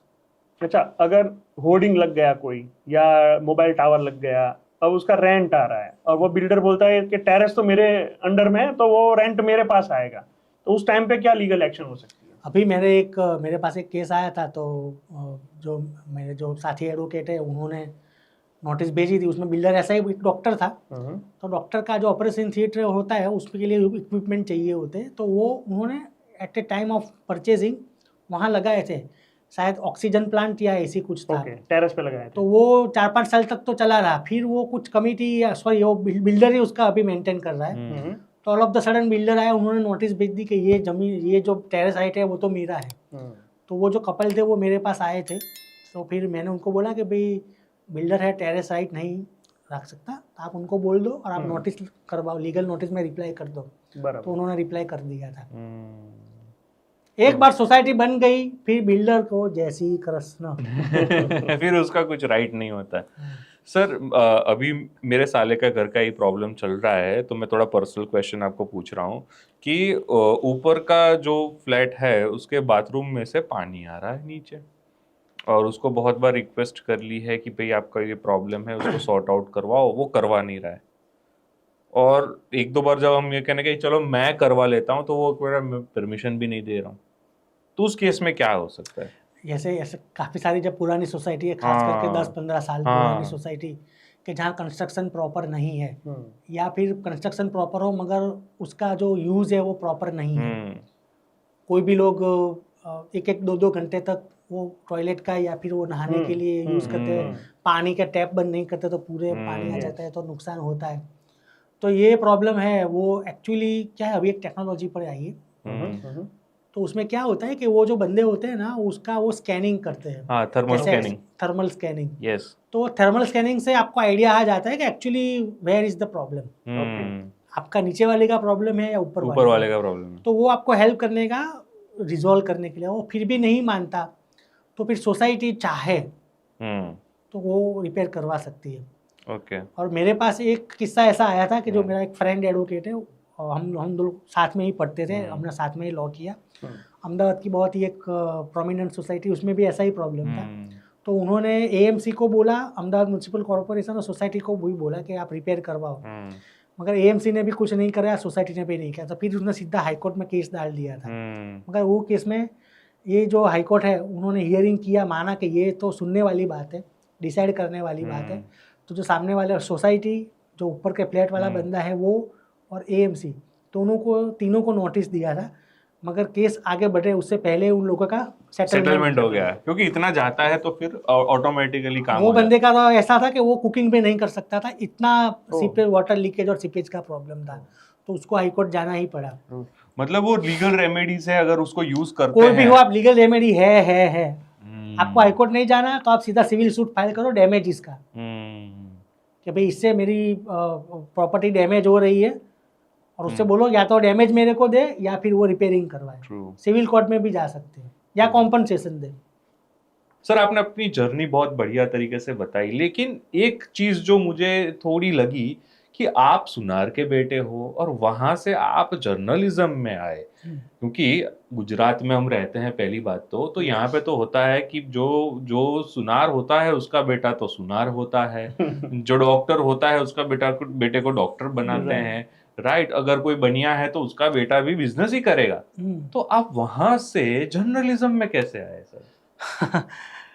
तो उसकी तो बात ऐसी है कि सोनार जो कम्युनिटी, जो पहले की बात करता हूँ, कि वहाँ वो बच्चे ड्यूरिंग द स्कूल टाइम ही वो अपने बिजनेस में सीखने के लिए लग जाते हैं। तो मेरा भी ऐसा हुआ था। मैं जब 14 साल का था तो मेरे एक रिलेटिव, उसकी शॉप पर मेरे को बिठाया गया था। तो तब से मैं एक्टिविटीज़ कर रहा हूँ, अर्निंग नहीं कर रहा था मगर एक्टिविटीज़ कर रहा हूँ। फिर आफ्टर एसएससी मैंने 2 साल एक काम किया, जो ऑर्नामेंट मेकिंग है उसमें एक होता है, उसको मशीन कटिंग बोलते हैं। वो मैंने सीखा, और फिर मेरे को एचएससी की स्टैंडर्ड 12 उसमें मेरे को अच्छे ग्रेड्स आए थे। अच्छा। तो मेरे को लगा कि कारीगरी काम तो है, अपनी खुद की दुकान भी है, तो वो तो अभी कभी भी कर सकते हैं, तो चलो थोड़ा पढ़ाई में ध्यान देते हैं। तो मैंने मेरे फादर को बोला कि पापा अभी मेरे को एचएससी में अच्छे ग्रेड आए तो मेरे को आगे बढ़ना है। तो पापा ने बोला कि तुमको जो भी करना है वो करो, हमारा कोई कंपल्सन नहीं है, तुम अपने कॉलेज जाओ, कॉलेज से आके दुकान पे आ सकते थे।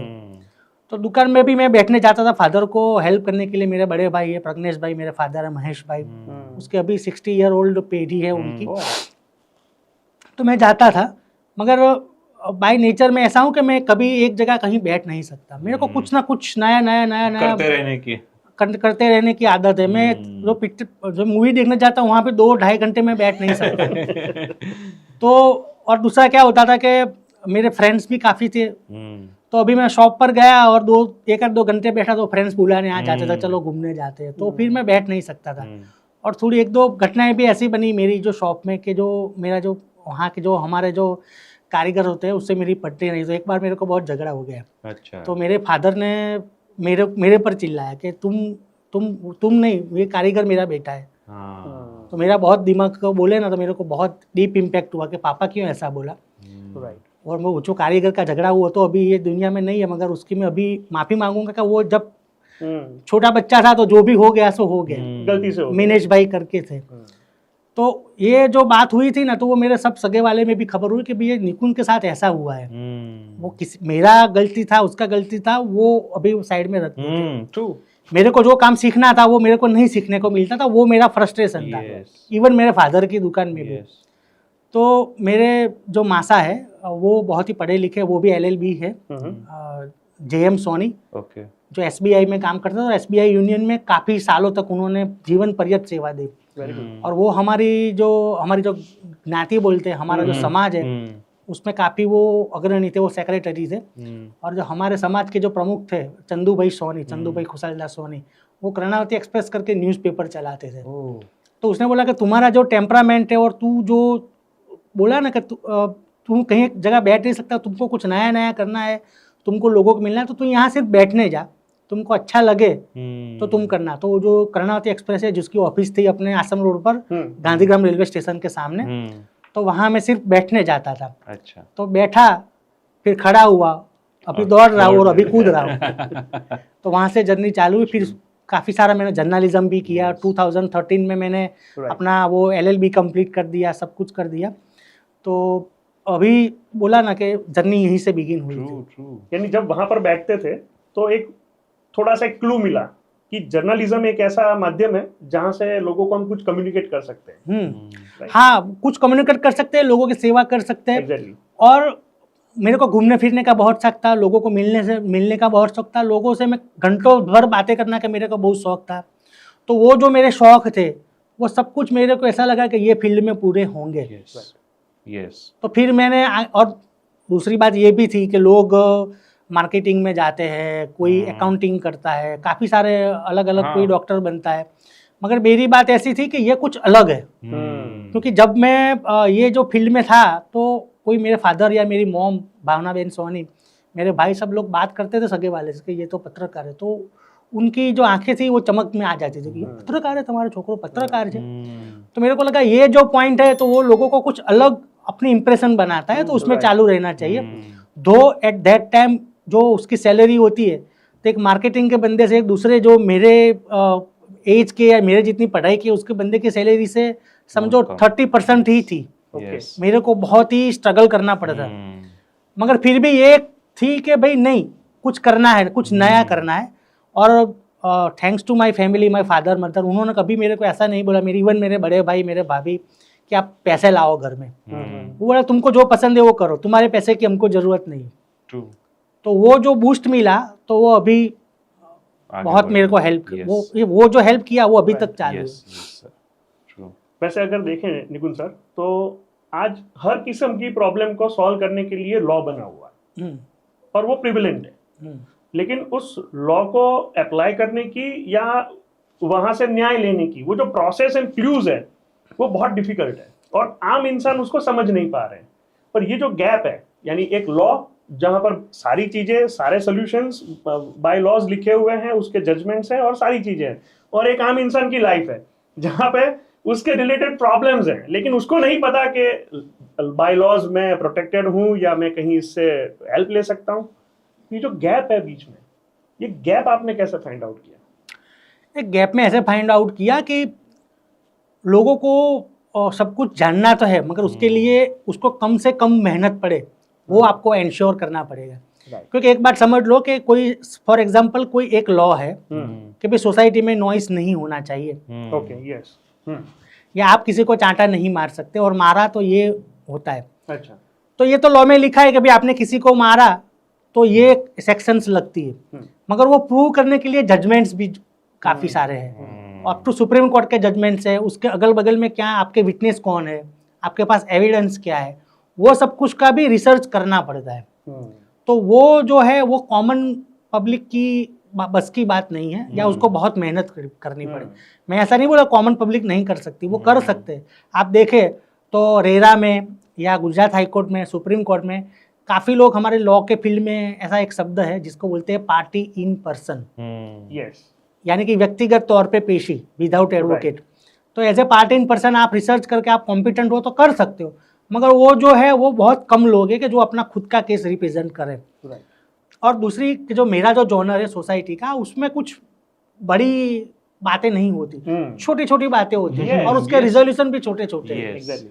तो मैंने उसका जो एक्ट पढ़ा, फिर उसके जजमेंट्स है उसके रिलेटेड वो सब पढ़े, और पहले से ही मेरी पढ़ने की आदत बहुत थी, क्योंकि law, being a law journalist, आपको कोई भी न्यूज़ लिखनी हो तो आपको पेपर्स पढ़े बिना नहीं लिखनी चाहिए। इट इज़ द मोस्ट क्या है ना, कहते हैं ना उसको कि वो प्री कंडीशन है, यस कंपलसरी प्री कंडीशन है। यस आप ऐसे ही नहीं अपने आप से खुद से लिख सकते हो, Yes. या किसी ने फोन किया लिखा दिया, ऐसा नहीं हो सकता। नहीं हो सकता। आज की तारीख में भी कोई एडवोकेट या कोई पार्टी मेरे को बोलती है कि हमारे केस में ऐसा जजमेंट आया, लिख दो, तो हम बोलते हैं हम लिख देंगे, पर हम बोलेंगे पहले आप अपनी पिटीशन की Yes. कॉपी भेजिए या Right. ऑर्डर की कॉपी भेजिए। यस तो जो पढ़ने की जो मेरी प्रैक्टिस थी और जो ऑर्डर्स आते हो, वो ऑर्डर्स कम से कम 3 पेज से लेके 300 पेज तक के हो सकते हैं। तो वो डी कोड कैसे करने का, जो Right. ऑर्डर में जो क्रक्स है, ऑर्डर का जो क्रक्स है वो कैसे, तो वो मैंने अपनी हैबिट, अपने एक्सपीरियंस से वो मैंने अपनी आदत बना ली थी कि चाहे जितना भी बड़ा जजमेंट हो, वो ज़्यादा से ज़्यादा आधा घंटे में उसका समरी ले लो। बराबर।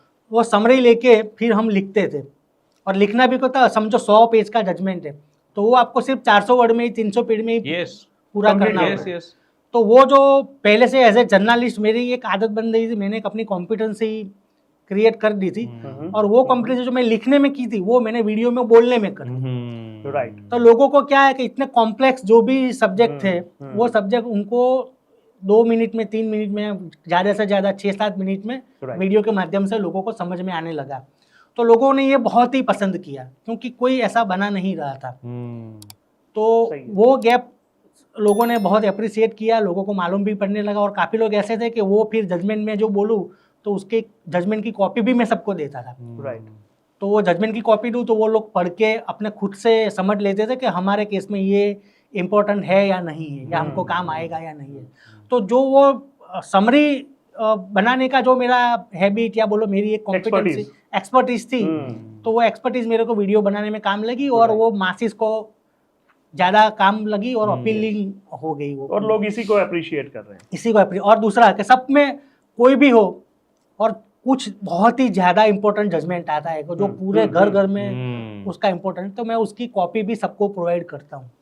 आप नहीं मानोगे, सोसाइटी की ट्रांसफ़र फी और मेंटेनेंस के जो भी गवर्नमेंट के सर्कुलर्स आते थे, जो अभी जून महीने में ट्रांसफ़र फी का भी सर्कुलर एक गवर्नमेंट ने नया लॉ बनाया, तो मैंने हज़ारों लोगों को उसकी ओरिजिनल कॉपी सबको सप्लाई करी थी। तो वो भी लोगों को मैं देता हूँ, तो वो भी लोग बहुत अप्रिशिएट करते हैं। फिर एक योजना थी गवर्नमेंट की कि जो गर्भवती स्त्रियां होती है उसको गवर्नमेंट की सहाय मिले, तो उसका भी जो परिपत्र सर्कुलर होता है वो भी मैंने सबको लिया। तो लाखों लोगों के पास, मैंने समझो 5,000 लोगों ने लिया, मगर 5,000 लोगों ने 5 लाख लोगों तक फैलाया। और फैलाया उसको। तो ये जो छोटी छोटी बातें हैं वो मैंने ध्यान में रखी, तो इसलिए लोग बहुत ही प्यार करते हैं। और सर ये जो आप बता रहे हो ना, तो वो हर एक जो इंसान है उसकी लाइफ को इम्पैक्ट करते हो, इम्पैक्ट करता है, सीधा इम्पैक्ट करता और आप समझ लीजिए ये मेंटेनेंस और ट्रांसफर फी वाला जो मामला है ना, वो हॉल BHK का भी फ्लैट हो जो सिर्फ 300-400 स्क्वायर फीट का हो, और या फिर 1,000 स्क्वायर यार्ड का बंगला हो, सभी में ये प्रॉब्लम है। सभी में प्रॉब्लम है। सही है सर। वैसे अगर हम देखे जाए तो आपने अभी जो बताया कि आपका जो जोनर है वो ऐसा है कि जहां बहुत बड़ी बड़ी बातें, यानी बड़े प्रॉब्लम्स नहीं है, लेकिन जो छोटे प्रॉब्लम्स है वो रोजिंदा प्रॉब्लम्स है, एवरीडे के प्रॉब्लम, एवरीडे के प्रॉब्लम है, और वो Yes. वो उसका रिजोल्यूशन है बहुत ही इजी है। हाँ। मगर क्या कहीं ना कहीं ईगो होता है, कहीं ना कहीं वो सामने वाले की रिस्पेक्ट नहीं होती, कहीं ना कहीं ज्ञान कम होता है। ज्ञान कम होता है तो लीगल प्रैक्टिशनर से बात नहीं करनी होती है, काम नहीं करना होता है, वो काफ़ी सारे फैक्टर्स होते हैं। और एक चीज आपने जो बताई वो ये थी कि ये जोन जो आपने पकड़ा जहां पे आपने जर्नलिज्म शुरू किया, अब 300 पेजेस का कोई जजमेंट आया है, उसको पढ़ना है, फिर समराइज करना है, और शायद यही वजह है कि बहुत सारे लोग इसमें सक्सेसफुल नहीं है। सही बात है। उसका भी मैं आपको बताऊं कि हमारे लीगल फील्ड में कोई जर्नलिस्ट आता है तो उसका हम इंटरव्यू लेते हैं कि भाई चलो आपको क्या करना है, तो वो ऐसा ही बोलता है कि हमको पॉलिटिक्स और क्राइम का रिपोर्टिंग करना है, ओके। क्योंकि दोनों में ग्लैमर है, और तीसरा पेज 3 का रिपोर्टिंग, वो right. 3 ही ज़्यादा सबसे ज़्यादा पसंद करते हैं। मगर फॉर द मोमेंट उसको बोलेंगे कि आपको कोर्ट का करना पड़ेगा, तो वो बोलता है कि ऐसा, इसमें क्या करने का, मेरे को आता नहीं, मैं लॉ ग्रेजुएट नहीं हूँ, मेरे को लॉ के मारे, तो उसके 1000 उसके बहाने होते हैं। Even after establishing in the field, हमारे भाई ऐसा नहीं होता कि भाई तुम क्राइम करते हो तो क्राइम ही करो, आपको सब कुछ करना पड़ता है, जो भी right. एडिटर बोले, जो भी मैनेजमेंट बोले। तो किसी को भी आप कोर्ट का रिपोर्टिंग दो तो वो इजीली हाँ नहीं बोलता, ट्रू। और उसको काफ़ी हैंड होल्डिंग चाहिए होता है वो रिपोर्ट करने के लिए, समझना भी पड़ता है। तो वो जो ये लीगल फील्ड है, even journalism, print journalism, electric journalism, तो उसमें बहुत ही कम लोग हैं जो वो प्रीफर करते हैं, क्योंकि उनको एक डर भी होता है कि हमारे से कुछ गलत लिखा गया तो कोर्ट हम पर कार्यवाही करेगी, Yes. वकील हम पर नोटिस भेजेंगे। Yes. तो ये सब भी एक ग्रे एरिया है, तो कोई उसको टच नहीं करता। हमारे गुजराती में कहा सड़क तो लाकड़ो हमारे नत पकड़ो। यस यस यस, ये इवन चलता हुआ है। हम जो छुट्टी पर मैं होता हूँ या हमारे जो दूसरे जो लॉ रिपोर्टर्स होते हैं, तो उसके सब्स्टिट्यूट में भी जो लोग आते हो बहुत ही केयरफुली 10 लोगों को बता के काम करते हैं, या फिर इवन छुट्टी के दिन भी हम पर फोन आता है कि देखो मैंने ऐसा लिखा, एक बार यार देख चेक लो। कर लो सर, राइट। और ये तो और है ही, हाँ। टचवुड मेरे करियर में अभी ऐसा कुछ नहीं हुआ कि भाई कोई तकलीफ आई हो। हाँ तो ऐसे केयरफुली हमारे सीनियर्स थे, उन्होंने भी हमको सिखाया था, और मैं भी हमारे जो भी जूनियर से नए आते सबको सिखाता हूँ कि भाई एक बार आप पिटीशन की कॉपी देख लो, ऑर्डर देख लो, उसके बाद ही आप रिपोर्ट करो, उसमें जल्दी मत करो। वैसे हम ट्रेनिंग प्रोग्राम चलाते हैं, हम कॉर्पोरेट ट्रेनिंग में और लोगों को मोटिवेशन वगैरह की बातचीत करते हैं, तो वहाँ पे बहुत सारे लोग ऐसे भी आते हैं जो कहते हैं कि हमें कुछ नया करना है, कुछ बिजनेस ढूंढना है, हमें गाइड करो। तो मेरा एक ही उनको सजेशन रहता है कि जो भी काम कर रहे हो ना, उसमें ये मत देखो कि पैसे कितने मिल रहे हैं, लेकिन ये देखो कि आप इम्पैक्ट क्या दे रहे हो, एक्सपीरियंस क्या दे रहे हो आपके कस्टमर्स को। आप जो अभी आज आपने काम शुरू किया है, ये गैप फाइंड करके लोगों को एक इंफॉर्मेशन प्रोवाइड करना, इसकी इम्पैक्ट इतनी जबरदस्त है कि मैं आपको बधाई भी देना चाहूंगा कि आपके इंस्टा पे 2 लाख से ज्यादा और फेसबुक पे 1.25 लाख से ज्यादा सब्सक्राइबर्स हैं, आपको फॉलो करते हैं, प्यार करते हैं। ये एक्चुअल में प्यार है, सिर्फ फॉलो नहीं करते, ये रिस्पेक्ट भी है कि आपने हमारी लाइफ में कुछ कंट्रीब्यूट किया है, और उसी की वजह से इतने लोग आपको फॉलो करते हैं। हमारे भाई ऐसा होता है, जो मैं तो ये फील्ड में कम से कम 10 साल हो गए अभी सोशल मीडिया, पहले फूड ब्लॉगिंग, तो फूड ब्लॉगिंग में भी मेरे फॉलोअर कितने बड़े कब बड़े मेरे को मालूम नहीं था। मेरे जो अगल बगल के लोग या मेरे जो तब के जो जिसने शुरुआत की थी वो फ्रेंड्स ने बताया कि भाई तुम्हारे तो इतने फॉलोअर हो गए, कांग्रेचुलेसन। तब मेरे को मालूम पड़ा कि ये सब कुछ होता है। राइट। फिर मेरा जो यूट्यूब चैनल था वो मोनेटाइज हो गया था। तो मेरे जब वीडियो बहुत चल रहे थे तो मेरे एक फूड ब्लॉगर दोस्त है, उसने बताया कि भाई तूने पैसा लिया कि नहीं? तो कहाँ का पैसा? अरे क्या यूट्यूब पैसा देता है?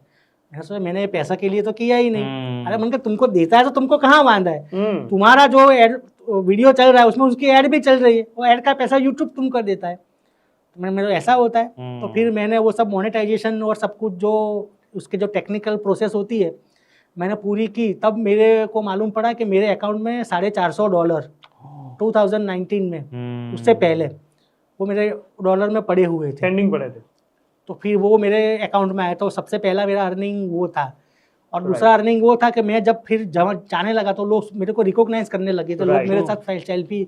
सबसे पहला एक्सपीरियंस ऐसा हुआ था कि मैं यहाँ होटल फॉर्चून लैंडमार्क के आश्रम रोड पर, उसके पीछे एक गुलाब करके गोला वाला है इस गोला में, तो वहाँ मैं अपने फैमिली के साथ गया था रात को गोला खाने के लिए। तो लोग मेरे अगल बगल में आ गए और सेल्फी पड़वाने लगे थे। तब मेरे को सारा आपने तो मजा आ गया इसमें। सही है। और वो इम्पैक्ट है सर आपका। हाँ, तो पहले भी मैं वो नंबर गेम में नहीं पढ़ा था, काम में पढ़ा था, क्योंकि मैंने जो भी वीडियो बनाए वो सभी वीडियो फॉलो हुए हैं और वो सबसे बड़ा बेंचमार्क होता है। बिल्कुल। और दूसरा ये जो लीगल का जर्नलिज्म चालू किया तो हमारे वहाँ क्या होता है, 10,000 फॉलोअर होते हैं, 25 होते हैं, 50K होते हैं, तो लोग क्या केक बनाते हैं, फिर वो उसका सेलिब्रेशन करते हैं। मैंने ऐसा कभी नहीं किया। लोग बोलते हैं कि कांग्रेचुलेसन कोई का मैसेज आता, तब मेरे को मालूम पड़ता है कि भाई ये तो 1 लाख हो गए। 1 लाख। तो मैं तो रिस्पेक्ट करता हूँ मेरे सभी फॉलोअर का, मगर नंबर गेम में नहीं पड़ा हूँ। आपका फोकस काम पे है। काम पे है। एग्जैक्टली। ट्रू। वो मैं कंटेंट अच्छा दूंगा तो लोग फॉलो करने वाले सही बात है सर। और सर बेसिक जो इशू है लोगों को, अगर आज मुझे भी लगता है कि मुझे आप जैसा बनना है, लेकिन जैसा आपने बताया कि एक जजमेंट 300 पेज का होता है और दिन के कितने जजमेंट आते हैं, ऐसा तो है नहीं कि सिर्फ एक ही जजमेंट आता है। दिन के कितने जजमेंट आते हैं, उसमें से कौन सा प्रिविलेंट है, कौन सा अभी लोगों के लिए बहुत इंपॉर्टेंट है, वो छांटो। वो छांटने के बाद जो 3, 4, 5 जजमेंट आपके सामने है उनको रिव्यू करो, फिर उसमें से समरी निकालो और उसमें से जो बेस्ट है वो देना है, तब जाके ये कंटेंट आके ये प्रोसेस होके आप उसको डिलीवर करते हो। तो ये कुछ खाने की खेल नहीं है। लोगों को लगता है कि ये तो वैसे ही कैमरा लेके कर देते हैं। तो आपका क्या कहना है, कितनी मेहनत लगती है इसके अंदर? आपको एक मैं बहुत ही सच्ची बात बताऊं, एट दैट टाइम मैं दिव्य भास्कर में था।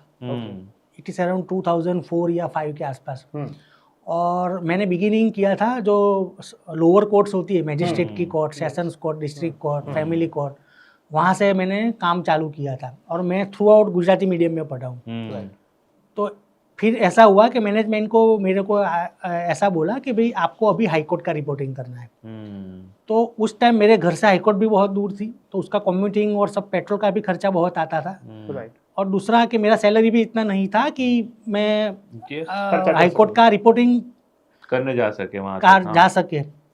मैंने रिक्वेस्ट काफ़ी की, मगर मेरे को ऐसा बोला कि आपको ही करना है। फिर मैंने अभी आपको पहले बोला कोई ये सड़क तो लाकड़ू कोई पकड़े नहीं। तो बोला कि तुम कोर्ट का रिपोर्टर हो तो तुम सीनियर कब होंगे, तुम हाई कोर्ट नहीं सीखोगे। और जो मेरे जो सीनियर थे मेरे अगल बगल में बैठते थे, उन्होंने भी मेरे को सच्ची सलाह दी कि तू हाई कोर्ट ले ले, तू सुखी होगा। तो मैंने उनकी सलाह मान ली, तो मैंने ले लिया। तो जब कोई एक बड़ा सा केस आया था, तो उसमें इतने पेजेस के जजमेंट थे और इसमें बोला कि उसके कॉम्प्लेक्सिटी थी, ये बात वो बात, तो ऑलमोस्ट मैं रो पड़ा था ऑफिस में। क्योंकि हाईकोर्ट का कोई ऑर्डर को किसी को डीकोड करना तो आता नहीं था। और जो एक दो जन के जो पहले मेरे साथ हाईकोर्ट करते थे और अभी वो दूसरा फील्ड करते थे, और जिसको इंग्लिश आता था प्रॉपरली, वो भी अपने काम में बहुत ही बिजी थी। और मेरे को क्या होता, हमारी डेडलाइन होती है कि आपको एक डेडलाइन सेट होती है हर एक अखबार में। तो वो पहले मेरे को वो स्टोरी बना के इंग्लिश में से गुजराती करके देनी की थी। तो कुछ न्यूएंसेस होते, लीगल फ्रेसिस होते, बहुत ही डिफिकल्ट होते। और वहाँ वो टाइम गूगल का भी इतना जमाना नहीं था, ये कोई गूगल ट्रांसलेट भी नहीं था। तो मैंने 2-3 कलीग्स के पास में गया कि ये मेरे को बना दो, मगर कहीं से मेरे को वो अपने काम में बिजी थे। उनको भी डिलीवर करना था। सबकी डेडलाइन। तो आई ऑलमोस्ट रोक डाउन कि मैं अभी रो ही जाऊंगा। फिर मैंने सोचा कि चलो सब, ये तो एक बार हुआ है, अभी तो हमेशा यही करना है। तो तुम अपना आज जो भी हो, तुम आज से नक्की करो कि तुम ये काम एकदम आप कॉम्पिटेंट हो जाओगे, एक्सपर्ट हो जाओगे। फिर मैंने वो जजमेंट एक बोला नहीं कि अलग जगह बैठ जा, वहाँ कोई शोर बोर ना हो, वहाँ बैठ के पूरा मैं जजमेंट समझ लिया। फिर मेरे जो दूसरे कलीग्स थे, अभी तब तो मोबाइल का जमाना भी आ गया था, तो उनसे थोड़ा पूछा, 1-2 लॉयर से पूछा, और कॉपी मैंने वो दिन तो बना दी। फिर मैंने बोला ये अभी नहीं चलेगा भाई। फिर मैंने ये सब कुछ पढ़ने की आदत थी, वो फिर मैंने अपनी हैबिट बना ली। और उससे ये सक्सेस मिला। और अभी you won't believe, I am not boasting, मगर आप मेरे कलीग से भी पूछ सकते हो, मैं हाईकोर्ट में जाता हूँ तो हाईकोर्ट में क्या होता है कि अभी तो जजमेंट और सब अपलोड हो जाते हैं तुरंत, मगर पहले ऐसा नहीं था। अभी लाइव टेलीकास्ट भी होता है, तो आप यूट्यूब में से आप लिख सकते हो। और वो खत्म हो जाए हियरिंग तो आप उसको फॉरवर्ड और वो रिवर्स कर सकते हो। पहले ऐसा नहीं था, एक ही टेक मिलता था हमको। तो हम जज साहब होते हैं, उसकी जो डायस होती है, पोडियम होता है, उसके नीचे हम खड़े रहते थे, तो सुनाई भी दे। कुछ जो जस्टिस साहब या मैडम होते हैं वो बहुत ही स्लोली बोलते हैं, सिर्फ लॉयर को ही मालूम पड़े। तो जितनी भी और बड़े बड़े केस होते हैं उसमें पूरा जाम पैक कोर्ट होता है। तो मैंने ऐसी आदत बना ली थी कि एक पैर पे भी खड़ा रह के मैं वहाँ डायस के वहाँ जो उसके जो रिश्तेदार बैठते हैं ना, वो जो क्लार्क्स होते हैं, उसके पीछे में खड़ा रह जाता था। और जो छोटी सी डेस्क होती है, उनका कपबोर्ड होता है, उस पर हाथ रख के छोटी सी चीज में लिखता रहता था। तो वो मैं कुछ लिख पाता था और कुछ याद करना होता था। तो मैं कुछ बड़े बड़े केस होते उसमें टीवी चैनल का भी जमाना होता था, तो वो लोगों को ब्रेकिंग करना होता, तो वो बोलता नहीं कुछ सूच है, जल्दी के। तो मैं वहाँ अपने कलीग्स को बोल के पूरा उसको ब्रीफिंग वहीं दे देता था। उसकी कॉपी पूरी लिखवा देता था। गुजराती होता है, कोई गुजराती नया लड़का या लड़की आई है और उसको समझ लो कोई वो उसका न्यूज़पेपर है, समझो गुजरात के, अहमदाबाद के, राजकोट का है, सूरत का है, तो सूरत की कोई मैटर होती है, और बड़े स्टेट लेवल के इंटरनेशनल नेशनल इश्यू होते हैं, वो तो सब जगह देने पड़ते हैं। तो उसको पूरा मैं ब्रीफ कर देता था कि केस ऐसा था, उसमें आर्ग्यूमेंट्स ऐसे हुए दोनों साइड से, और कोर्ट ने जजमेंट क्या दिया है। तो वो पूरा वो वो दिमाग में भी लेने का मैंने काम कर दिया था।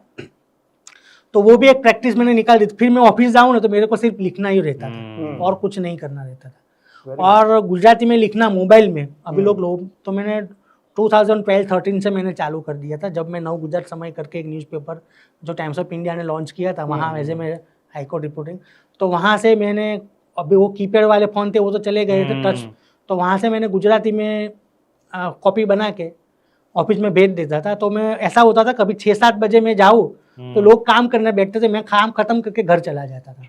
वाह। तो ये थोड़ा माइंड गेम है और थोड़ी मेहनत भी है Yes. और इंटरेस्ट भी होना चाहिए। तो पढ़ने का मैंने आदत बनाई और पढ़ के वो करवाया। और एक बात मैं आपको अपने लाइफ का किस्सा बताऊं कि एक बहुत बड़े पॉलिटिशियन थे, एनकाउंटर के केसेस, वो डाटा में उसका केस चलता था। Okay. तो उसकी चार्जशीट पूरी लगी थी कोर्ट में।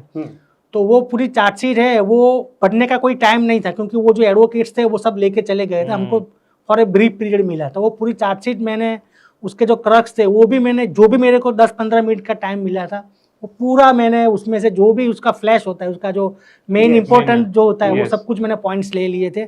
हमारे पास कुछ नोट करने के लिए कोई टाइम ही नहीं था, सिर्फ पढ़ के। तो ऐसी ऐसी हमने आदतें फिर डेवलप करनी पड़ती है। जो भी बोलते हैं डिफिकल्ट सिचुएशन आती है उसमें रास्ता कैसे निकालने का।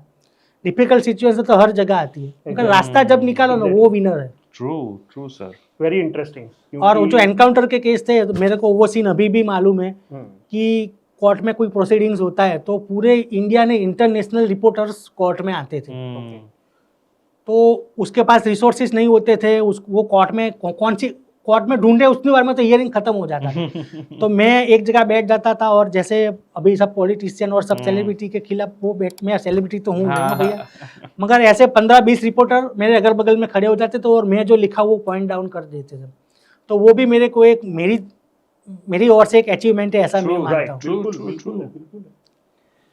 निकुंज सर, आज आपका अगर कोई इंस्टा या फेसबुक का वीडियो देख के, आपकी रील्स देख के अगर कोई लीगल एडवाइजर हो या कोई जर्नलिस्ट हो, वो एक फैशनेट हो जाएगा और लगेगा कि मुझे ये चाहिए। यानी ये सफलता, ये जो एक है ना आपका जो स्टारडम जो हम कह सकते हैं, जो पॉपुलैरिटी है, लोगों के दिलों में आप राज करते हो, लोग आपको पसंद करते हैं, आपकी सलाह को मानते हैं, ये उसको चाहिए। लेकिन आज आपको इनर वाइब्स में बुलाने का हमारा पर्पस भी यही था कि हर सफलता के पीछे की कहानी क्या है वो लोगों के तक पहुंचनी चाहिए और उनको पता होना चाहिए कि ऐसे ही चुटकी बजा के कुछ सफलता नहीं मिलती। हाँ, आज का ज़माना हो सकता है चैट जीपीटी से सारी चीज़ें आसान हो रही है, लेकिन वो ज़माना था जब ट्रांसलेशन भी नहीं था, गूगल भी वर्क नहीं कर रहा था, इंटरनेट का ज़माना नहीं था। उस समय जो आपने अपने आप को जो डेवलप किया और जो फाइट दी सिचुएशंस को, वो आपको आज इस मुकाम पर लेके आई है। तो सबसे पहले तो वही बात है कि ये आजकल की कोई मेहनत नहीं है, 25 साल से मैं ये कर रहा हूँ। तो जो भी लोगों को मेरे जैसा बनना है तो वो बने, मेरे को कोई प्रॉब्लम नहीं है। मगर जब तक मेरी बात है तो मेरी 25 साल की मेहनत है। और मैंने अभी आपको बताया कि जब पहली बार मेरे को बहुत ही कॉम्प्लेक्स सब्जेक्ट आया था तो मैं रो पड़ा था, ऐसी सिचुएशन हो गई थी। तो कभी ना कभी ये डिफिकल्ट सिचुएशन आती है, उसमें रास्ता निकाल ले, वही विनर है। वो बात तो मैंने आपको बताई। मगर आपके फैमिली, आपके दोस्त, आपके कॉलीग्स, आपके एडिटर, हमारे मतलब एडिटर होते हैं वो बॉस होते हैं, चीफ एडिटर बॉस होते हैं, वो आप पर कितना भरोसा कर सकते हैं, वो आपको कितना सपोर्ट करते हैं, वो भी बहुत ज़रूरी है। तो मेरे को वो सब कुछ support by grace of God मेरे को मिला है। और सपोर्ट लेने के लिए ऐसा नहीं होता कि आप किसी को भी सपोर्ट मिल जाता है, वो सपोर्ट दे, आपका रिस्पेक्ट करे, ऐसा आपका बिहेवियर होना चाहिए। यस, ट्रू, बिल्कुल। बहुत लोग बोलते हैं कि मुझे कोई सपोर्ट नहीं करता, लेकिन भाई तू सपोर्ट करने लायक बन। एग्जैक्टली। अपने जर्नलिस्ट है, फील्ड में जाओ तो अपने बहुत रिस्पेक्ट मिलता है, लोग सर करते हैं, अपना काम करवाने के लिए लोग आपको लाइन लगा के खड़े रहते हैं कि सर ये हमारा काम नहीं हो रहा, आप लिख दो तो हमारा कुछ काम हो जाए, इम्पैक्ट आवे। मगर जब हम ऑफिस में एंटर होते हैं तो we are employees. Yes, true.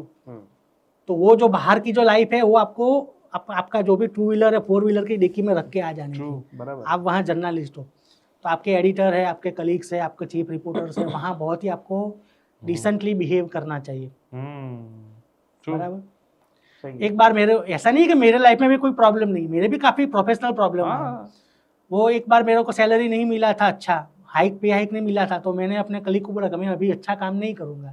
तो उन्होंने मेरे को समझाया कि भाई तुम्हारी सैलरी नहीं बढ़ी वो अच्छी बात है, सॉरी नहीं बढ़ी वो अलग बात है, और तुम काम नहीं करते वो अलग बात है, अलग बात, तुमको बराबर। काम करना चाहिए। यस तो लेटर और सुनर तुम्हारा ग्रोथ होगा ही होगा। Yes right.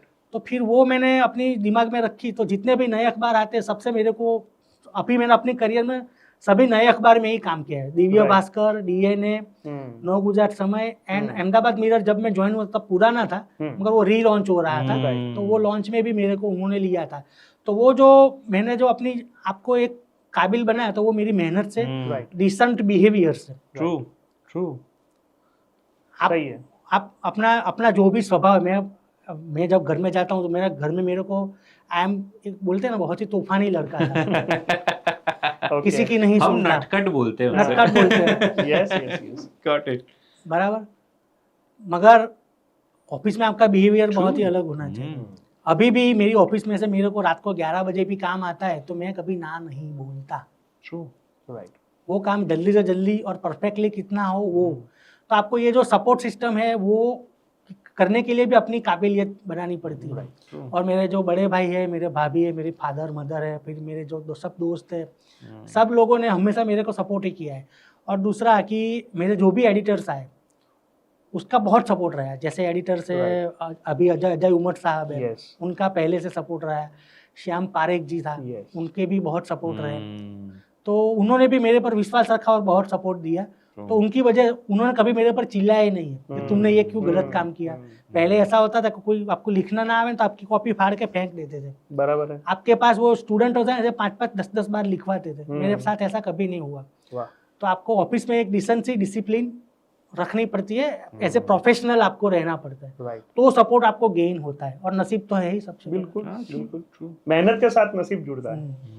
अच्छा, जब आपने इतने सारे सवाल हमको भी आंसर किए और अपनी जो भी यूट्यूब चैनल है आपके, Nikunj Soni news, Instagram, news, Facebook। Insta, हाँ, सब जगह पे आप जब ये एस्टेब्लिश करते हो और लोगों को पसंद आता है, प्रैक्टिकली लोगों को ये बहुत यूजफुल है। उसका मेरे को सेटिस्फेक्शन है कि मैं किसी के काम में आ रहा हूँ। एक अच्छी इम्पैक्ट क्रिएट कर रहे हो आप। सोशल मीडिया का इम्पैक्ट क्या है वो तो मैंने 5 साल पहले ही जान लिया था। मैंने बोला था कि मैं फूड ब्लॉगिंग कर रहे थे तो लोग मेरे पास सेल्फ हेल्प पढ़वाने आते थे। अरे यहाँ तो यूट्यूबर जाए चाहिए, वो तो इम्पैक्ट तो मेरे को मालूम ही था। मगर फूड ब्लॉगिंग अलग है और ये काम ये भी काम बहुत ही अलग है। रिस्पॉन्सिबिलिटी वाला Yes. काम है। और अभी एक बंदा मेरे पास आया था कि हमारा वहाँ ये प्रॉब्लम हुआ, आप अपने वीडियो में चढ़ा दो सबको, उसको भी मालूम पड़े। तो मैंने उसको क्लियर बोल दिया। उसके पहले भी काफ़ी लोगों को बोला है कि भाई जब तक उसका प्रॉपर प्रूफ वाला मामला नहीं आता तब तक वीडियो नहीं बनता भाई साहब। तो एक रिस्पॉन्सिबिलिटी भी है। बिल्कुल सही है। मगर इतना सोसाइटी का चलेगा वो थोड़ा मेरे को सरप्राइज है। सरप्राइज थोड़ा तो है। हाँ कि ये टॉपिक इतना प्रिविलेंट है, इतना बहुत ड्राई टॉपिक है वैसे। हाँ। और देखो इसीलिए- मैं बताऊं, मैं जहाँ रहा हूँ 2000 मेरे जन्म से लेके 2021 तक, तब तक तो ऐसे प्रॉब्लम होते हैं मेरे को मालूम ही नहीं है। क्योंकि मैं आपको अपनी हिस्ट्री बताऊं, मैं पहले ओल्ड सिटी में रहता था जो पोड़ बोलते हैं। पोड़ Yes. पोड़ में कोई सोसाइटी जैसा होता ही नहीं नहीं। कि आप मेंटेनेंस भरो। ऐसा वहाँ तो कोई फंक्शन होते तो ऐसा बोलते कोई स्वैच्छिक बिल्कुल। वॉलंटरीली फंड दीजिए। तो वहाँ कोई ऐसा था नहीं। फिर मैं 2012 में एक सोसाइटी में रहना है। वो सोसाइटी तो अनरजिस्टर्ड थी। अच्छा। तो वहाँ भी कुछ मामला था ही नहीं। मगर वहाँ मेरे को मालूम पड़ा, वहाँ से मेरे को मालूम पड़ा कि यहाँ कुछ गड़बड़ हो रही है। क्योंकि मैं जब वहाँ रहने गया तो मेरे से वो बोले कि भाई आपको ट्रांसफ़र फी देनी पड़ेगी। मैं कितू कितनी ट्रांसफ़र फी, कितनी ट्रांसफ़र फी? तो वो बोले एक्स अमाउंट। तो बोलो मैं देने को तैयार हूँ, मगर पहले आप बताइए कि आप ये सोसाइटी रजिस्टर है। तो सबसे पहले मैं फर्स्ट टाइम 2012 में यहाँ पार्ली में कृषि भवन में रजिस्ट्रार की ऑफिस थी। वहाँ मैं गया था। तो वहाँ बोले भैया ऐसी कोई सोसाइटी रजिस्टर है ही नहीं। फिर मैंने उनको बोला बहुत प्यार से कि देखो मैं लेने के लिए तो तैयार हूँ, इवन इट इज़ इलीगल, आपकी सोसाइटी रजिस्टर भी नहीं है तो भी मैं दूंगा, पर मेरे वहाँ क्या पानी का बहुत प्रॉब्लम था। राइट। तो मैंने बोला कि आप बोरवेल या कुछ बनाइए तो मैं अपना बोरवेल का भी जो शेयर आएगा वो भी दूंगा और जो ट्रांसफ़र फी है वो भी दूंगा। बराबर। तो फिर वो तब मेरे को मालूम पड़ा था कि यार ऐसा तो कितनी सोसाइटी में ऐसा चलता होगा। ट्रू। राइट। वैसे निकुंज सोनी लॉ न्यूज़ ये तो आज पॉपुलर है, निकुंज जी आज उसके अलावा और क्या प्लानिंग कर रहे हैं? मैं प्लानिंग तो ये ऐसा कुछ ज़्यादा है नहीं। नहीं, क्योंकि ज्यादातर लोग जो आपके फॉलोअर्स हैं वो फेसबुक पे या इंस्टा पे आपको लॉ न्यूज के माध्यम से ही जानते हैं, वो उनको पता है। मैं थोड़ा सा फ्लिप साइड जो है आपकी, कुछ और प्लानिंग क्या है, फ्यूचर प्लानिंग क्या है? ये फ्यूचर प्लानिंग में तो यही है कि इसमें मेरे को बहुत मज़ा आता है, क्योंकि मज़ा इसलिए आता है कि लोग एक बात समझते हैं, लोगों को नॉलेज मिलता है, लोगों के डिस्प्यूट्स है वो एमिकेबली रिजॉल्व होते हैं। तो अभी मैं सोचता हूँ कि ये कंटिन्यू रखूँ, और जितने भी लोगों के प्रॉब्लम हो वो ज़्यादा से ज़्यादा प्रॉब्लम सॉल्व हो, और एक स्टेज ऐसा है कि मिनिमम प्रॉब्लम हो और लोग अपने आपस में ही सहकार की भावना से वो निपटा दें।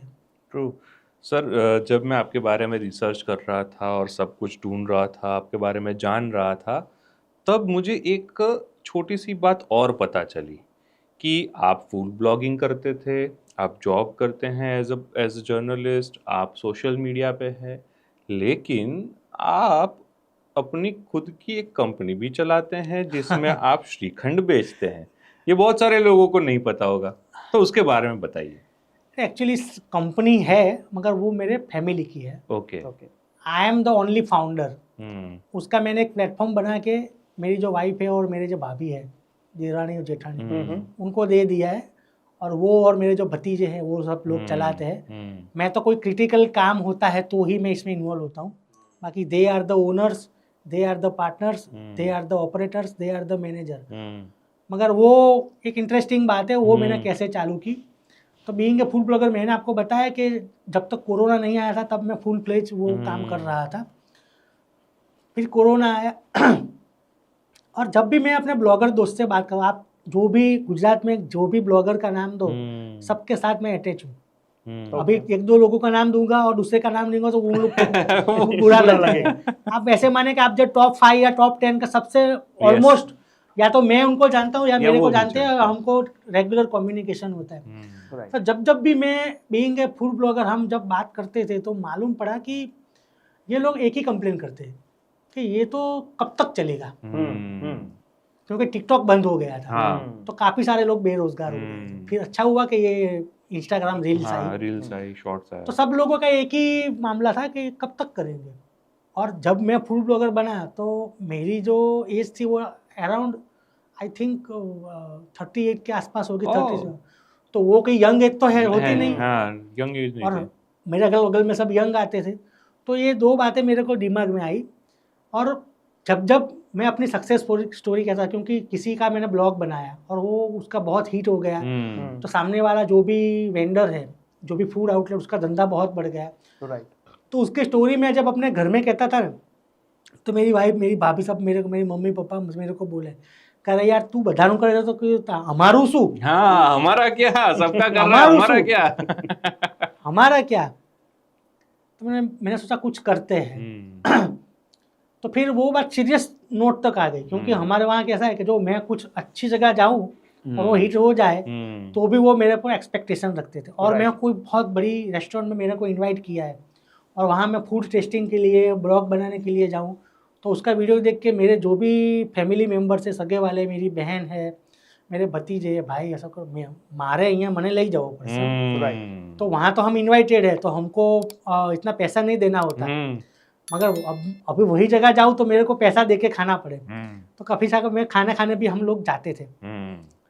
मगर वो बात मेरे को टच कर गई कि हमारू शू। फिर मैंने बोला कि आर यू सीरियस? तो मेरे भाभी बोले कि भाई मारा छोकरा हो तो अभी बड़े हो गए हैं, मेरे पास कुछ काम नहीं, कुछ करो। तो मैंने सोचा चलो कुछ करते हैं। तो करने की बात तो हो गई, तो सबसे मैंने रिव्यू लिया, तो बोले ये करते वो करते। मैं तो देखो टिफ़िन सर्विस है, केक पेस्ट्री है, बाकी जो स्नैक्स है, गुरूज जो है, खाखरा है, वो तो सब बनाते हैं। अपने को कुछ यूनिक करना चाहिए। तो ऑल ऑफ द सडन मेरे दिमाग में आया कि मेरे घर में हर संडे को श्रीखंड बनता है। वो श्रीखंड सुपर हिट होता है। कोई मेहमान आता है तो भी बोलता था कि भाई आज तुम्हारे यहाँ से श्रीखंड बनाओ जो। तो मैंने अपनी भाभी और पिंकी को, मेरी वाइफ को बोला, रूपल भाभी मेरा भाभी है, कि आप शिखंड बनाओगे, ये कोई काम नहीं करता। मैंने पूरा रिसर्च कर लिया, ये मैंने कोई यानी ऐसा कोई बंदा भी नहीं है कि जो शिखंड का धंधा करता हो और मेरे को बुलाया हो, घर से करता हो, घर से cloud करता किचन। हो। तो आप शिखंड बनाइए। और मैंने वो भी शिखंड में भी रिसर्च किया कि जो शिखंड का जो ओरिजिनल फॉर्मेट है उससे काफ़ी अलग तरीके से शिखंड बनता है, जिसमें काफ़ी सारी शुगर होती है, प्रिजर्वेटिव्स होते हैं, कलर्स बहुत कलर्स होते होते हैं, हैं, काफ़ी दिनों तक पड़ा होता है। फ्लेवर्स भी होती हैं। हाँ, फिर मैंने बोला कि आप अपने हम घर पे जैसे खाते हैं ऐसे ही शिखंड अपने दूसरों को खिलाते हैं। तो Right. फिर ये दोनों ने ये काम चालू किया और वो अभी काफ़ी अच्छा चल रहा है। उनकी मेहनत और भगवान का आशीर्वाद, और वो हमने उसका ब्रांड नेम दिया है श्रीखंडम। श्रीखंडम। वाह, वो भी नाम मैंने ही दिया है वाह। वेरी गुड, और उसका हमने रजिस्टर्ड ट्रेडमार्क भी करवा लिया है। राइट, तो वो अभी हमारा no preservative, no essence, no colour वाला कॉन्सेप्ट है। जो भी हंग कर्ड होता है उसमें ही जो फ्लेवर बनती है वो फ्लेवर में से हम बनाते हैं। एक दो फ्लेवर ऐसी है जैसे अमेरिकन नट्स है, फिर नटेला, न्यूटेला, हाँ न्यूटेला और वो बादाम का आता है, हाँ, वो जो आलमंड न्यूटेला श्रीखंड होता है। तो उसमें हम कस्टमर को बोल देते हैं कि भाई उसमें जो नटेला और उसके जो भी कंटेंट्स है वो रहेंगे, बाकी जो इलायची का श्रीखंड है, डीएफसी यानी कि राजभोग है, फिर फ्रेश फ्रूट है। तो हम जो कलर बनाते हैं वो भी हम फ्रूट में से बनाते हैं। ओह, यानी कि गुलाबी, हमारा श्रीखंड में 2 ही कलर होते हैं, या तो केसर का कलर होता है येलोइश, या फिर पिंक कलर होता है। तो पिंक कलर होता है वो वेजिटेबल्स में से बनाते हैं, बीट में से बनाते हैं, वेरी गुड, हाँ, बीटरूट में से। तो उसमें से वो बन जाता है। वाह, मतलब 100% नेचुरल 100% नेचुरल श्रीखंड। और आप नहीं मानोगे कि जो विश्व के बिलियनर की यादें में आते हैं उसके वहाँ भी हमारा श्रीखंड जा चुका है। वाह, तो वो अभी वो सब वही संभाल रहे हैं, मैं अभी लॉ में ही ध्यान देता हूँ। वाह। लेकिन ये मैं आपकी जो लाइफ ग्राफ या करियर ग्राफ में देख रहा हूँ तो उसमें बहुत विविधता दिखती है, राइट? कि गोल्डस्मिथ है, फिर जर्नलिज्म है, फिर फूड ब्लॉगिंग है, मतलब एज अ ब्लॉगर है, फिर आप आते हैं सोशल मीडिया पे as a news reporter in law journalism, और उसके बाद एक अपना खुद का एक एंटरप्रेन्योरशिप भी है। तो ये इतना वास्ट करियर आपका जो है, तो ये जो आपने शुरू किया उसकी किक कहाँ से मिलती है? किक ऐसे मिलती है कि मैंने आपको इन द बिगिनिंग बताया कि हमारे जो सुनार लोग होते हैं, हाँ। जिसकी शॉप्स होती है, कारखाना होता है, फैक्ट्री होती है, या ज्वेलरी शॉप होती है, तो उसका नियम होता है कि भाई बच्चा बड़ा होता है, हाँ, हमारा गुजरातीમાં એવું કે મૂછોનો દોરો ફૂટે ને એટલે દુકાન બેસાડી દે। जब से बाल आते हैं चेहरे पे आपको शॉप पे बैठने। तो तब से ही, और हमारी ओल्ड सिटी में रहता था, मैं पोल में रहता था, तो जब से मैं शॉप पर बेचना चालू किया लगभग 13-14 साल की उम्र से, तो मेरा वो दोस्तों के साथ उठना बैठना होता ही नहीं था। ओके, और बैठता भी था तो रात को 1-2 घंटे बैठ के मैं चला जाता था। इसलिए जो मेरे यार दोस्त थे वो पोल के और मेरे स्कूल के, वो ग्रुप एक लिमिटेड है, ओके, जिससे बहुत बनती थी, वही अभी तक दोस्त है मेरे 35 ईयर्स से। और फिर जब से मैं ये कर रहा हूँ तो मेरा स्वभाव ही ऐसा है, नेचर ही ऐसा है कि मेरे को कुछ करना है। और दूसरा क्या था कि मेरे फादर हैं वो बहुत ही मेहनती और बहुत ही डाउन टू अर्थ थे, तो लोग उसको एक कारीगर के तौर पे ही लेते थे, और हमको भी ऐसा बोलते कारीगर में छोकरो थे। अच्छा, समझ गया मैं। और मेरे फादर इतने डाउन टू अर्थ थे और इतनी मेहनत करते थे क्योंकि वो सेल्फ मेड थे। इतनी मेहनत उनके, मेरे दादाजी है उनको भी उसमें बहुत ही संस्कार और सब भरे थे, तो वो भी गोल्ड में एकदम बोले ऑथेंटिक बिजनेस ही करते हैं, कोई इसमें राइट, मिलावट या ऐसा कुछ काम नहीं करते। तो व्यापारी भी उनको अप्रिशिएट करते थे, मगर कहीं ना कहीं ऐसा आता था क्या कारीगर से। और हमारे कारीगर में क्या वो क्लोथ्स होते हैं ना, वो कंफर्टेबल पहनने होते हैं। राइट, तो जो हमारे फादर थे वो हमेशा वो पैंट में नहीं रहते थे, वो लहंगे में रहते थे। लहंगो बोले, Yes. कॉटन का पैंट होता है। यस, हाँ। यस, तो वो आप 1-8 घंटा पहने तो उसके बाद उसमें रिंकल्स हो जाती है, हाँ। तो आपका अपीयरेंस होता है वो भी आप कारीगरी दिखते हैं यस, उसमें। यस। राइट, तो फिर मैं भी कभी अपनी शॉप के लिए काम में जाता था, तो वो व्यापारी नो डाउट रिस्पेक्ट तो देते थे, मगर एज ए कारीगर के तौर पर अपने को बैठना पड़े, उसकी बात व्यापारी अपने को रिस्पेक्ट दे मगर उसके आदमी हो वो अपने से प्राउडली बात करे, ऐसा मेरे को लगता था। तब से मैंने सोच लिया था कि मेरे कुछ ना कुछ तो अपने को ऐसा करना है कि साला कोई अपना नाम अच्छे से ले, यस, सेल्फ रिस्पेक्ट के लिए काम करना। सेल्फ रिस्पेक्ट के लिए, और कुछ ना कुछ नया करना है। यस, और आपको बताऊं कि जो हमारे वहाँ जो भी आप बोले ना कि सोनार का बेटा सोनार, तो हमारे पूरे फैमिली में कोई नौकरी नहीं करता। I am the first child जिसने नौकरी चालू किया। तो वही सबसे बड़ी बात थी कि मैंने नौकरी की, क्योंकि हमारे वहाँ कुछ लोग ऐसा टॉन्ट भी मार रहे थे, करी करी ने नौकरी। सही है। और आपको एक पर्सनल बात भी बताऊं कि जब मेरी शादी की बात चल रही थी तो लोग देखने आते थे, तो एक सिटी के बहुत बड़े ज्वेलर की फैमिली से लोग मेरे को देखने आए थे। तो वो नौकरी की बात हुई और वो भी बोले कि पत्रकार छे, या तो दिस इज द जर्नलिस्ट। तो उनके दिमाग में ऐसा था कि पत्रकार के पास बहुत पावर होता है और वो पैसे भी बहुत कमाते हैं। तो उसने ब्लंटली मेरे को पूछ लिया कि आप तुम्हारी ऊपर नहीं आवक कितनी। तो मेरे को उसी टाइम मेरे को बहुत बुरा लगा। तो मैंने उसको ऐसा बोला कि भाई ऊपर नहीं आवक के नीचे नहीं आवक, ये બધું તમે छोड़ो वडील, तुम्हारी छोकरी खुशखुशाल रहશે। वहाँ मेरा कोई मटेरियलाइज नहीं हुआ, मगर ऐसे ऐसे मेरे को एक्सपीरियंस हुए। तो मैंने बोला कुछ रिस्पेक्टफुल करना पड़ेगा, और रिस्पेक्टफुल के साथ यूजफुल। मैं कभी भी, अभी जब से मैं अपना समझदार हुआ, अपना मैं ग्रो हुआ, तब से मैं भगवान का जब भी प्रार्थना करता हूँ ना, आज से नहीं पहले से, मैं ऐसा भगवान से मांगता हूँ कि भगवान मेरे साथ जो भी लोग हो ना वो सब सुखी रहे। मेरे पास जो भी आए, मेरे अगल बगल में जो लोग, सब सुखी रहे। तो फिर मेरा पहले से ही था कि जब भी मैं कुछ भी करूँ ना, तो वो मैं अपने आप को 5 साल में अपग्रेड करना है, वो मैंने ठान लिया था। तो मैं थ्रू आउट गुजराती मीडियम में, टिल ग्रेजुएट गुजराती मीडियम में पढ़ा था। फिर मैं 2nd ईयर में था तभी जर्नलिज्म में आ गया था। तो मैंने देखा इंग्लिश जर्नलिज्म में ज़्यादा स्कोप है। तो मैंने अपने आप से इंग्लिश सीखा, न्यूज़ चैनल्स देख के, उसके स्कूल देख के। मैंने पढ़ाई भी, जर्नलिज्म की पढ़ाई की, वो भी मैंने इंग्लिश मीडियम में की। बराबर उसमें मैं सक्सेसफुल नहीं हुआ तो मैंने री एग्जामिनेशन दी, वो भी इंग्लिश मीडियम में ही दी। मेरे पास ऑप्शन थे गुजराती में पढ़ने के, तो भी मैंने इंग्लिश मीडियम में ही की। मैंने लॉ कंप्लीट किया, वो भी इंग्लिश मीडियम में ही किया। तो पहला मेरा काम था इंग्लिश सीखने का। तो मैं पहले 5 साल इंग्लिश सीखा।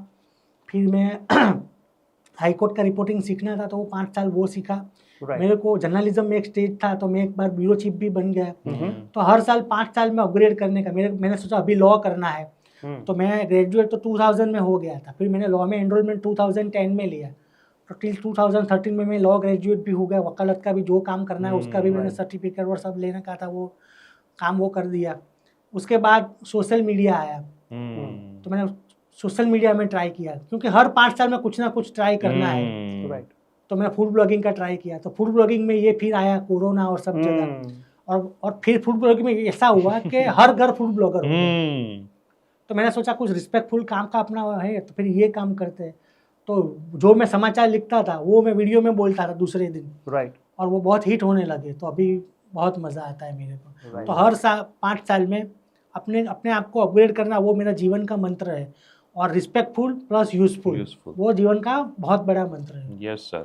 बहुत पावरफुल और बहुत ही इंटरेस्टिंग जर्नी है। और मैं बड़ी यानी इत्मीनान से सुन रहा था और विजुलाइज कर रहा था कि कितना अपग्रेड अपने आप को करने के बाद एक लेवल पे कोई व्यक्ति पहुंचता है। आपको एक बात मैं बताऊं जी, अभी की एक घटना है कि मेरे पापा के एक व्यापारी थे। और व्यापारी यानी कि बहुत बड़े व्यापारी के जिससे हमारा घर चले, इतना काम वो देते थे। तो उसके वहाँ एक भाई थे कि जो व्यापारी के मैनेजर बोलो, हेल्पर बोलो, क्लार्क बोलो, प्यून बोलो, वही थे। और वो भी एकदम बोले ना कि एकदम पुअर आदमी, कारीगर कहे ना, कारीगर था। मगर वो आदमी बहुत बड़ा ज्वेलर बन गया अभी। और उसको मालूम नहीं था कि मैं तो तब 20-25 साल, वो मेरे को पहचान भी ना सके। वो कहीं ना कहीं से वो रेफरेंस लेके वो मेरे को मिलने आया। और फिर बातचीत हुई तो मेरे को मालूम पड़ा कि आज तो हम जाते तो वही है। तो वो इतना सारा मेस्मराइज हो गया। और मेरे को भी बहुत ही रिस्पेक्टफुल और प्राउड फील हो कि जिसके लिए 25 साल से मैं मेहनत कर रहा था ना, वो आज है। क्योंकि वो सबसे बड़ा व्यापारी है। उसका आदमी जो अभी बहुत बड़ा व्यापारी बन गया है, वो मेरी सलाह लेने आया है। और यू वोंट बिलीव, उसका काम भी विदाउट लिटिगेशन मैंने कर दिया, सिर्फ एडवाइस से। Very good. यही तो आपकी ब्यूटी है ना सर। आपकी जो एडवाइस है वो काम ऐसा करती है कि लोगों को रास्ता दिखना शुरू हो जाता है और रास्ते आसान भी हो जाते हैं। यानी आप गैप ढूंढ सकते हो, आप लॉ को अच्छे से कैसे यूज करना है, कैसे उसका यानी उपयोग करना है, और लॉ में रह के किसी भी जो भी क्वारल है, इश्यूज है, उसको रिजॉल्व कैसे करना है, वो आप बहुत बढ़िया तरीके से बताते हो। और साथ में आपने अपनी जर्नी भी बहुत शानदार तरीके से निकाली है और आज इस मुकाम पे पहुंचे हो। इनर वाइब सर ऐसा एक माध्यम है जहाँ पे हम लोगों को यही एस्टैब्लिश करने की कोशिश करते हैं कि किसी भी सफलता को देख के यानी चकाचौंध नहीं होना है, उसके पीछे की जो मेहनत है उसको करने के लिए तैयार होना है। मेहनत तो बराबर है, मगर एक बात बताऊं, मैं भी ये 25 साल में बहुत ठोकरें खाई हुई हूं। बहुत लोग मेरे से नफरत भी करने वाले थे, बहुत लोग मेरे खिलाफ बोलने वाले भी थे। उसका रीजन कोई भी हो सकता है। मैं कोई राजा तो हूं नहीं कि सब मेरे को प्यार करें। अभी बड़े बड़े महान नेता है, उनको भी लोग क्रिटिसाइज करते हैं। तो मैंने वो जो मेरा क्रिटिसिज्म करते थे, तो वो मैंने अपनी ताकत बना ली। तो ये करता है तो फिर मैं ऐसा कैसा करूं कि मैं अपने आप को अपग्रेड करूं। तो पहली बात ये थी। और दूसरा मैंने बोला कि भाई कहवाय ने कि लोग बड़े बड़े नेताओं को किसी को मानते नहीं, और भगवान को भी स्ट्रगल करना पड़ेगा, तो अपने को भी स्ट्रगल करना पड़े। तो अपने एक बात ऐसा रखो कि तुमको क्या करना है, एक बात, और तुमको किसमें मजा आता है, वो बात, बस वो बात फोकस करके आगे बढ़ते जाओ। और मेरे एक्सपीरियंस में आपको बताऊं, जिससे मैंने एक्सपेक्टेशन नहीं की थी, ऐसे लोगों ने मेरे को हेल्प किया है, एप्रिसिएशन किया है। तो आपकी जर्नी में ऐसे लोग भी मिलेंगे कि जिसका आपको सोचा भी नहीं हो, ऐसे लोग तुम्हारा हाथ पकड़ लेंगे, तुमको गिरने से बचाएंगे। और ऐसा कुछ भी नहीं करेंगे ना, तो तुम्हारा एप्रिसिएशन तो करेंगे। तो जो एप्रिसिएशन करते हैं ना, वो भी आपकी बहुत बड़ी सपोर्ट सिस्टम है। True sir. आज मेरी वाइफ है, तो मैं हर रोज घर जाता हूँ तो मेरे को पूछता है कि आज शू क्लाइंट आया था, शू काम કર્યું, लोगों ने मजा आई છે ને। मेरा रील वो मिलियंस में जाता है, लाख में। आज तो तुम्हारो रील बहुत सारी गई है, मजा आई गई हो। और मैं कुछ अपना अचीवमेंट बता रहा हूँ तो वो मेरे को शाबाशी देती है या खुद खुश होती है। तो वो सब कुछ मेरे लिए बहुत मायने रखता है। तो वो सब कुछ अपने को बल देता है। तो लोग कुछ भी बोले, लोगों का काम है कहना, अपने सिर्फ आगे बढ़े। आपको किस में मजा आता है, बस आप घर पे जाके किस चीज में मजा ले सकते हो और किस चीज के साथ आप शांति से सो सकते हो, वही आपका अचीवमेंट होना और आपका गोल होना चाहिए। बहुत बढ़िया, बहुत powerful sir. Thank you so much inner vibes और उनके श्रोताओं की तरफ से मैं आपका तहे दिल से शुक्रिया अदा करता हूँ। जो भी इन्फॉर्मेशन आपने दी, वो न सिर्फ इन्फॉर्मेशन दी, लेकिन साथ में आपकी लाइफ जर्नी से बहुत सारी सीख भी मिली। और इसी के साथ आपका बेहद शुक्रिया अदा करते हैं। Thank you so much. Thank you for coming to inner vibes. शुक्रिया तो मेरे को आप दोनों का करना चाहिए, क्योंकि देखो आदमी कहीं भी चला जाए, पिक पर हो या ना हो, उसको बुलाने वाला कोई होना चाहिए। अभी हमारा और आपका तो पहली बार कांटेक्ट हुआ है। अगर आपने मेरे को आपके पॉडकास्ट के लायक समझा, वही मेरे लिए बड़ी बात है। Thank you sir. तो आपका भी शुक्रिया। Pleasure is ours. Thank you sir. Thank you so much. So दोस्तों, ये थे हमारे लॉ एडवाइजर निकुंज सोनी जी। उम्मीद है कि आपको ये हमारा आज का एपिसोड बहुत ही पसंद आया होगा। आपके प्यार भरे कमेंट्स का हमें इंतजार रहेगा। ये वीडियो लाइक और शेयर कीजिएगा। मिलते हैं एक नए पॉडकास्ट के साथ, नए व्यक्तित्व के साथ। Till then, discover you within you.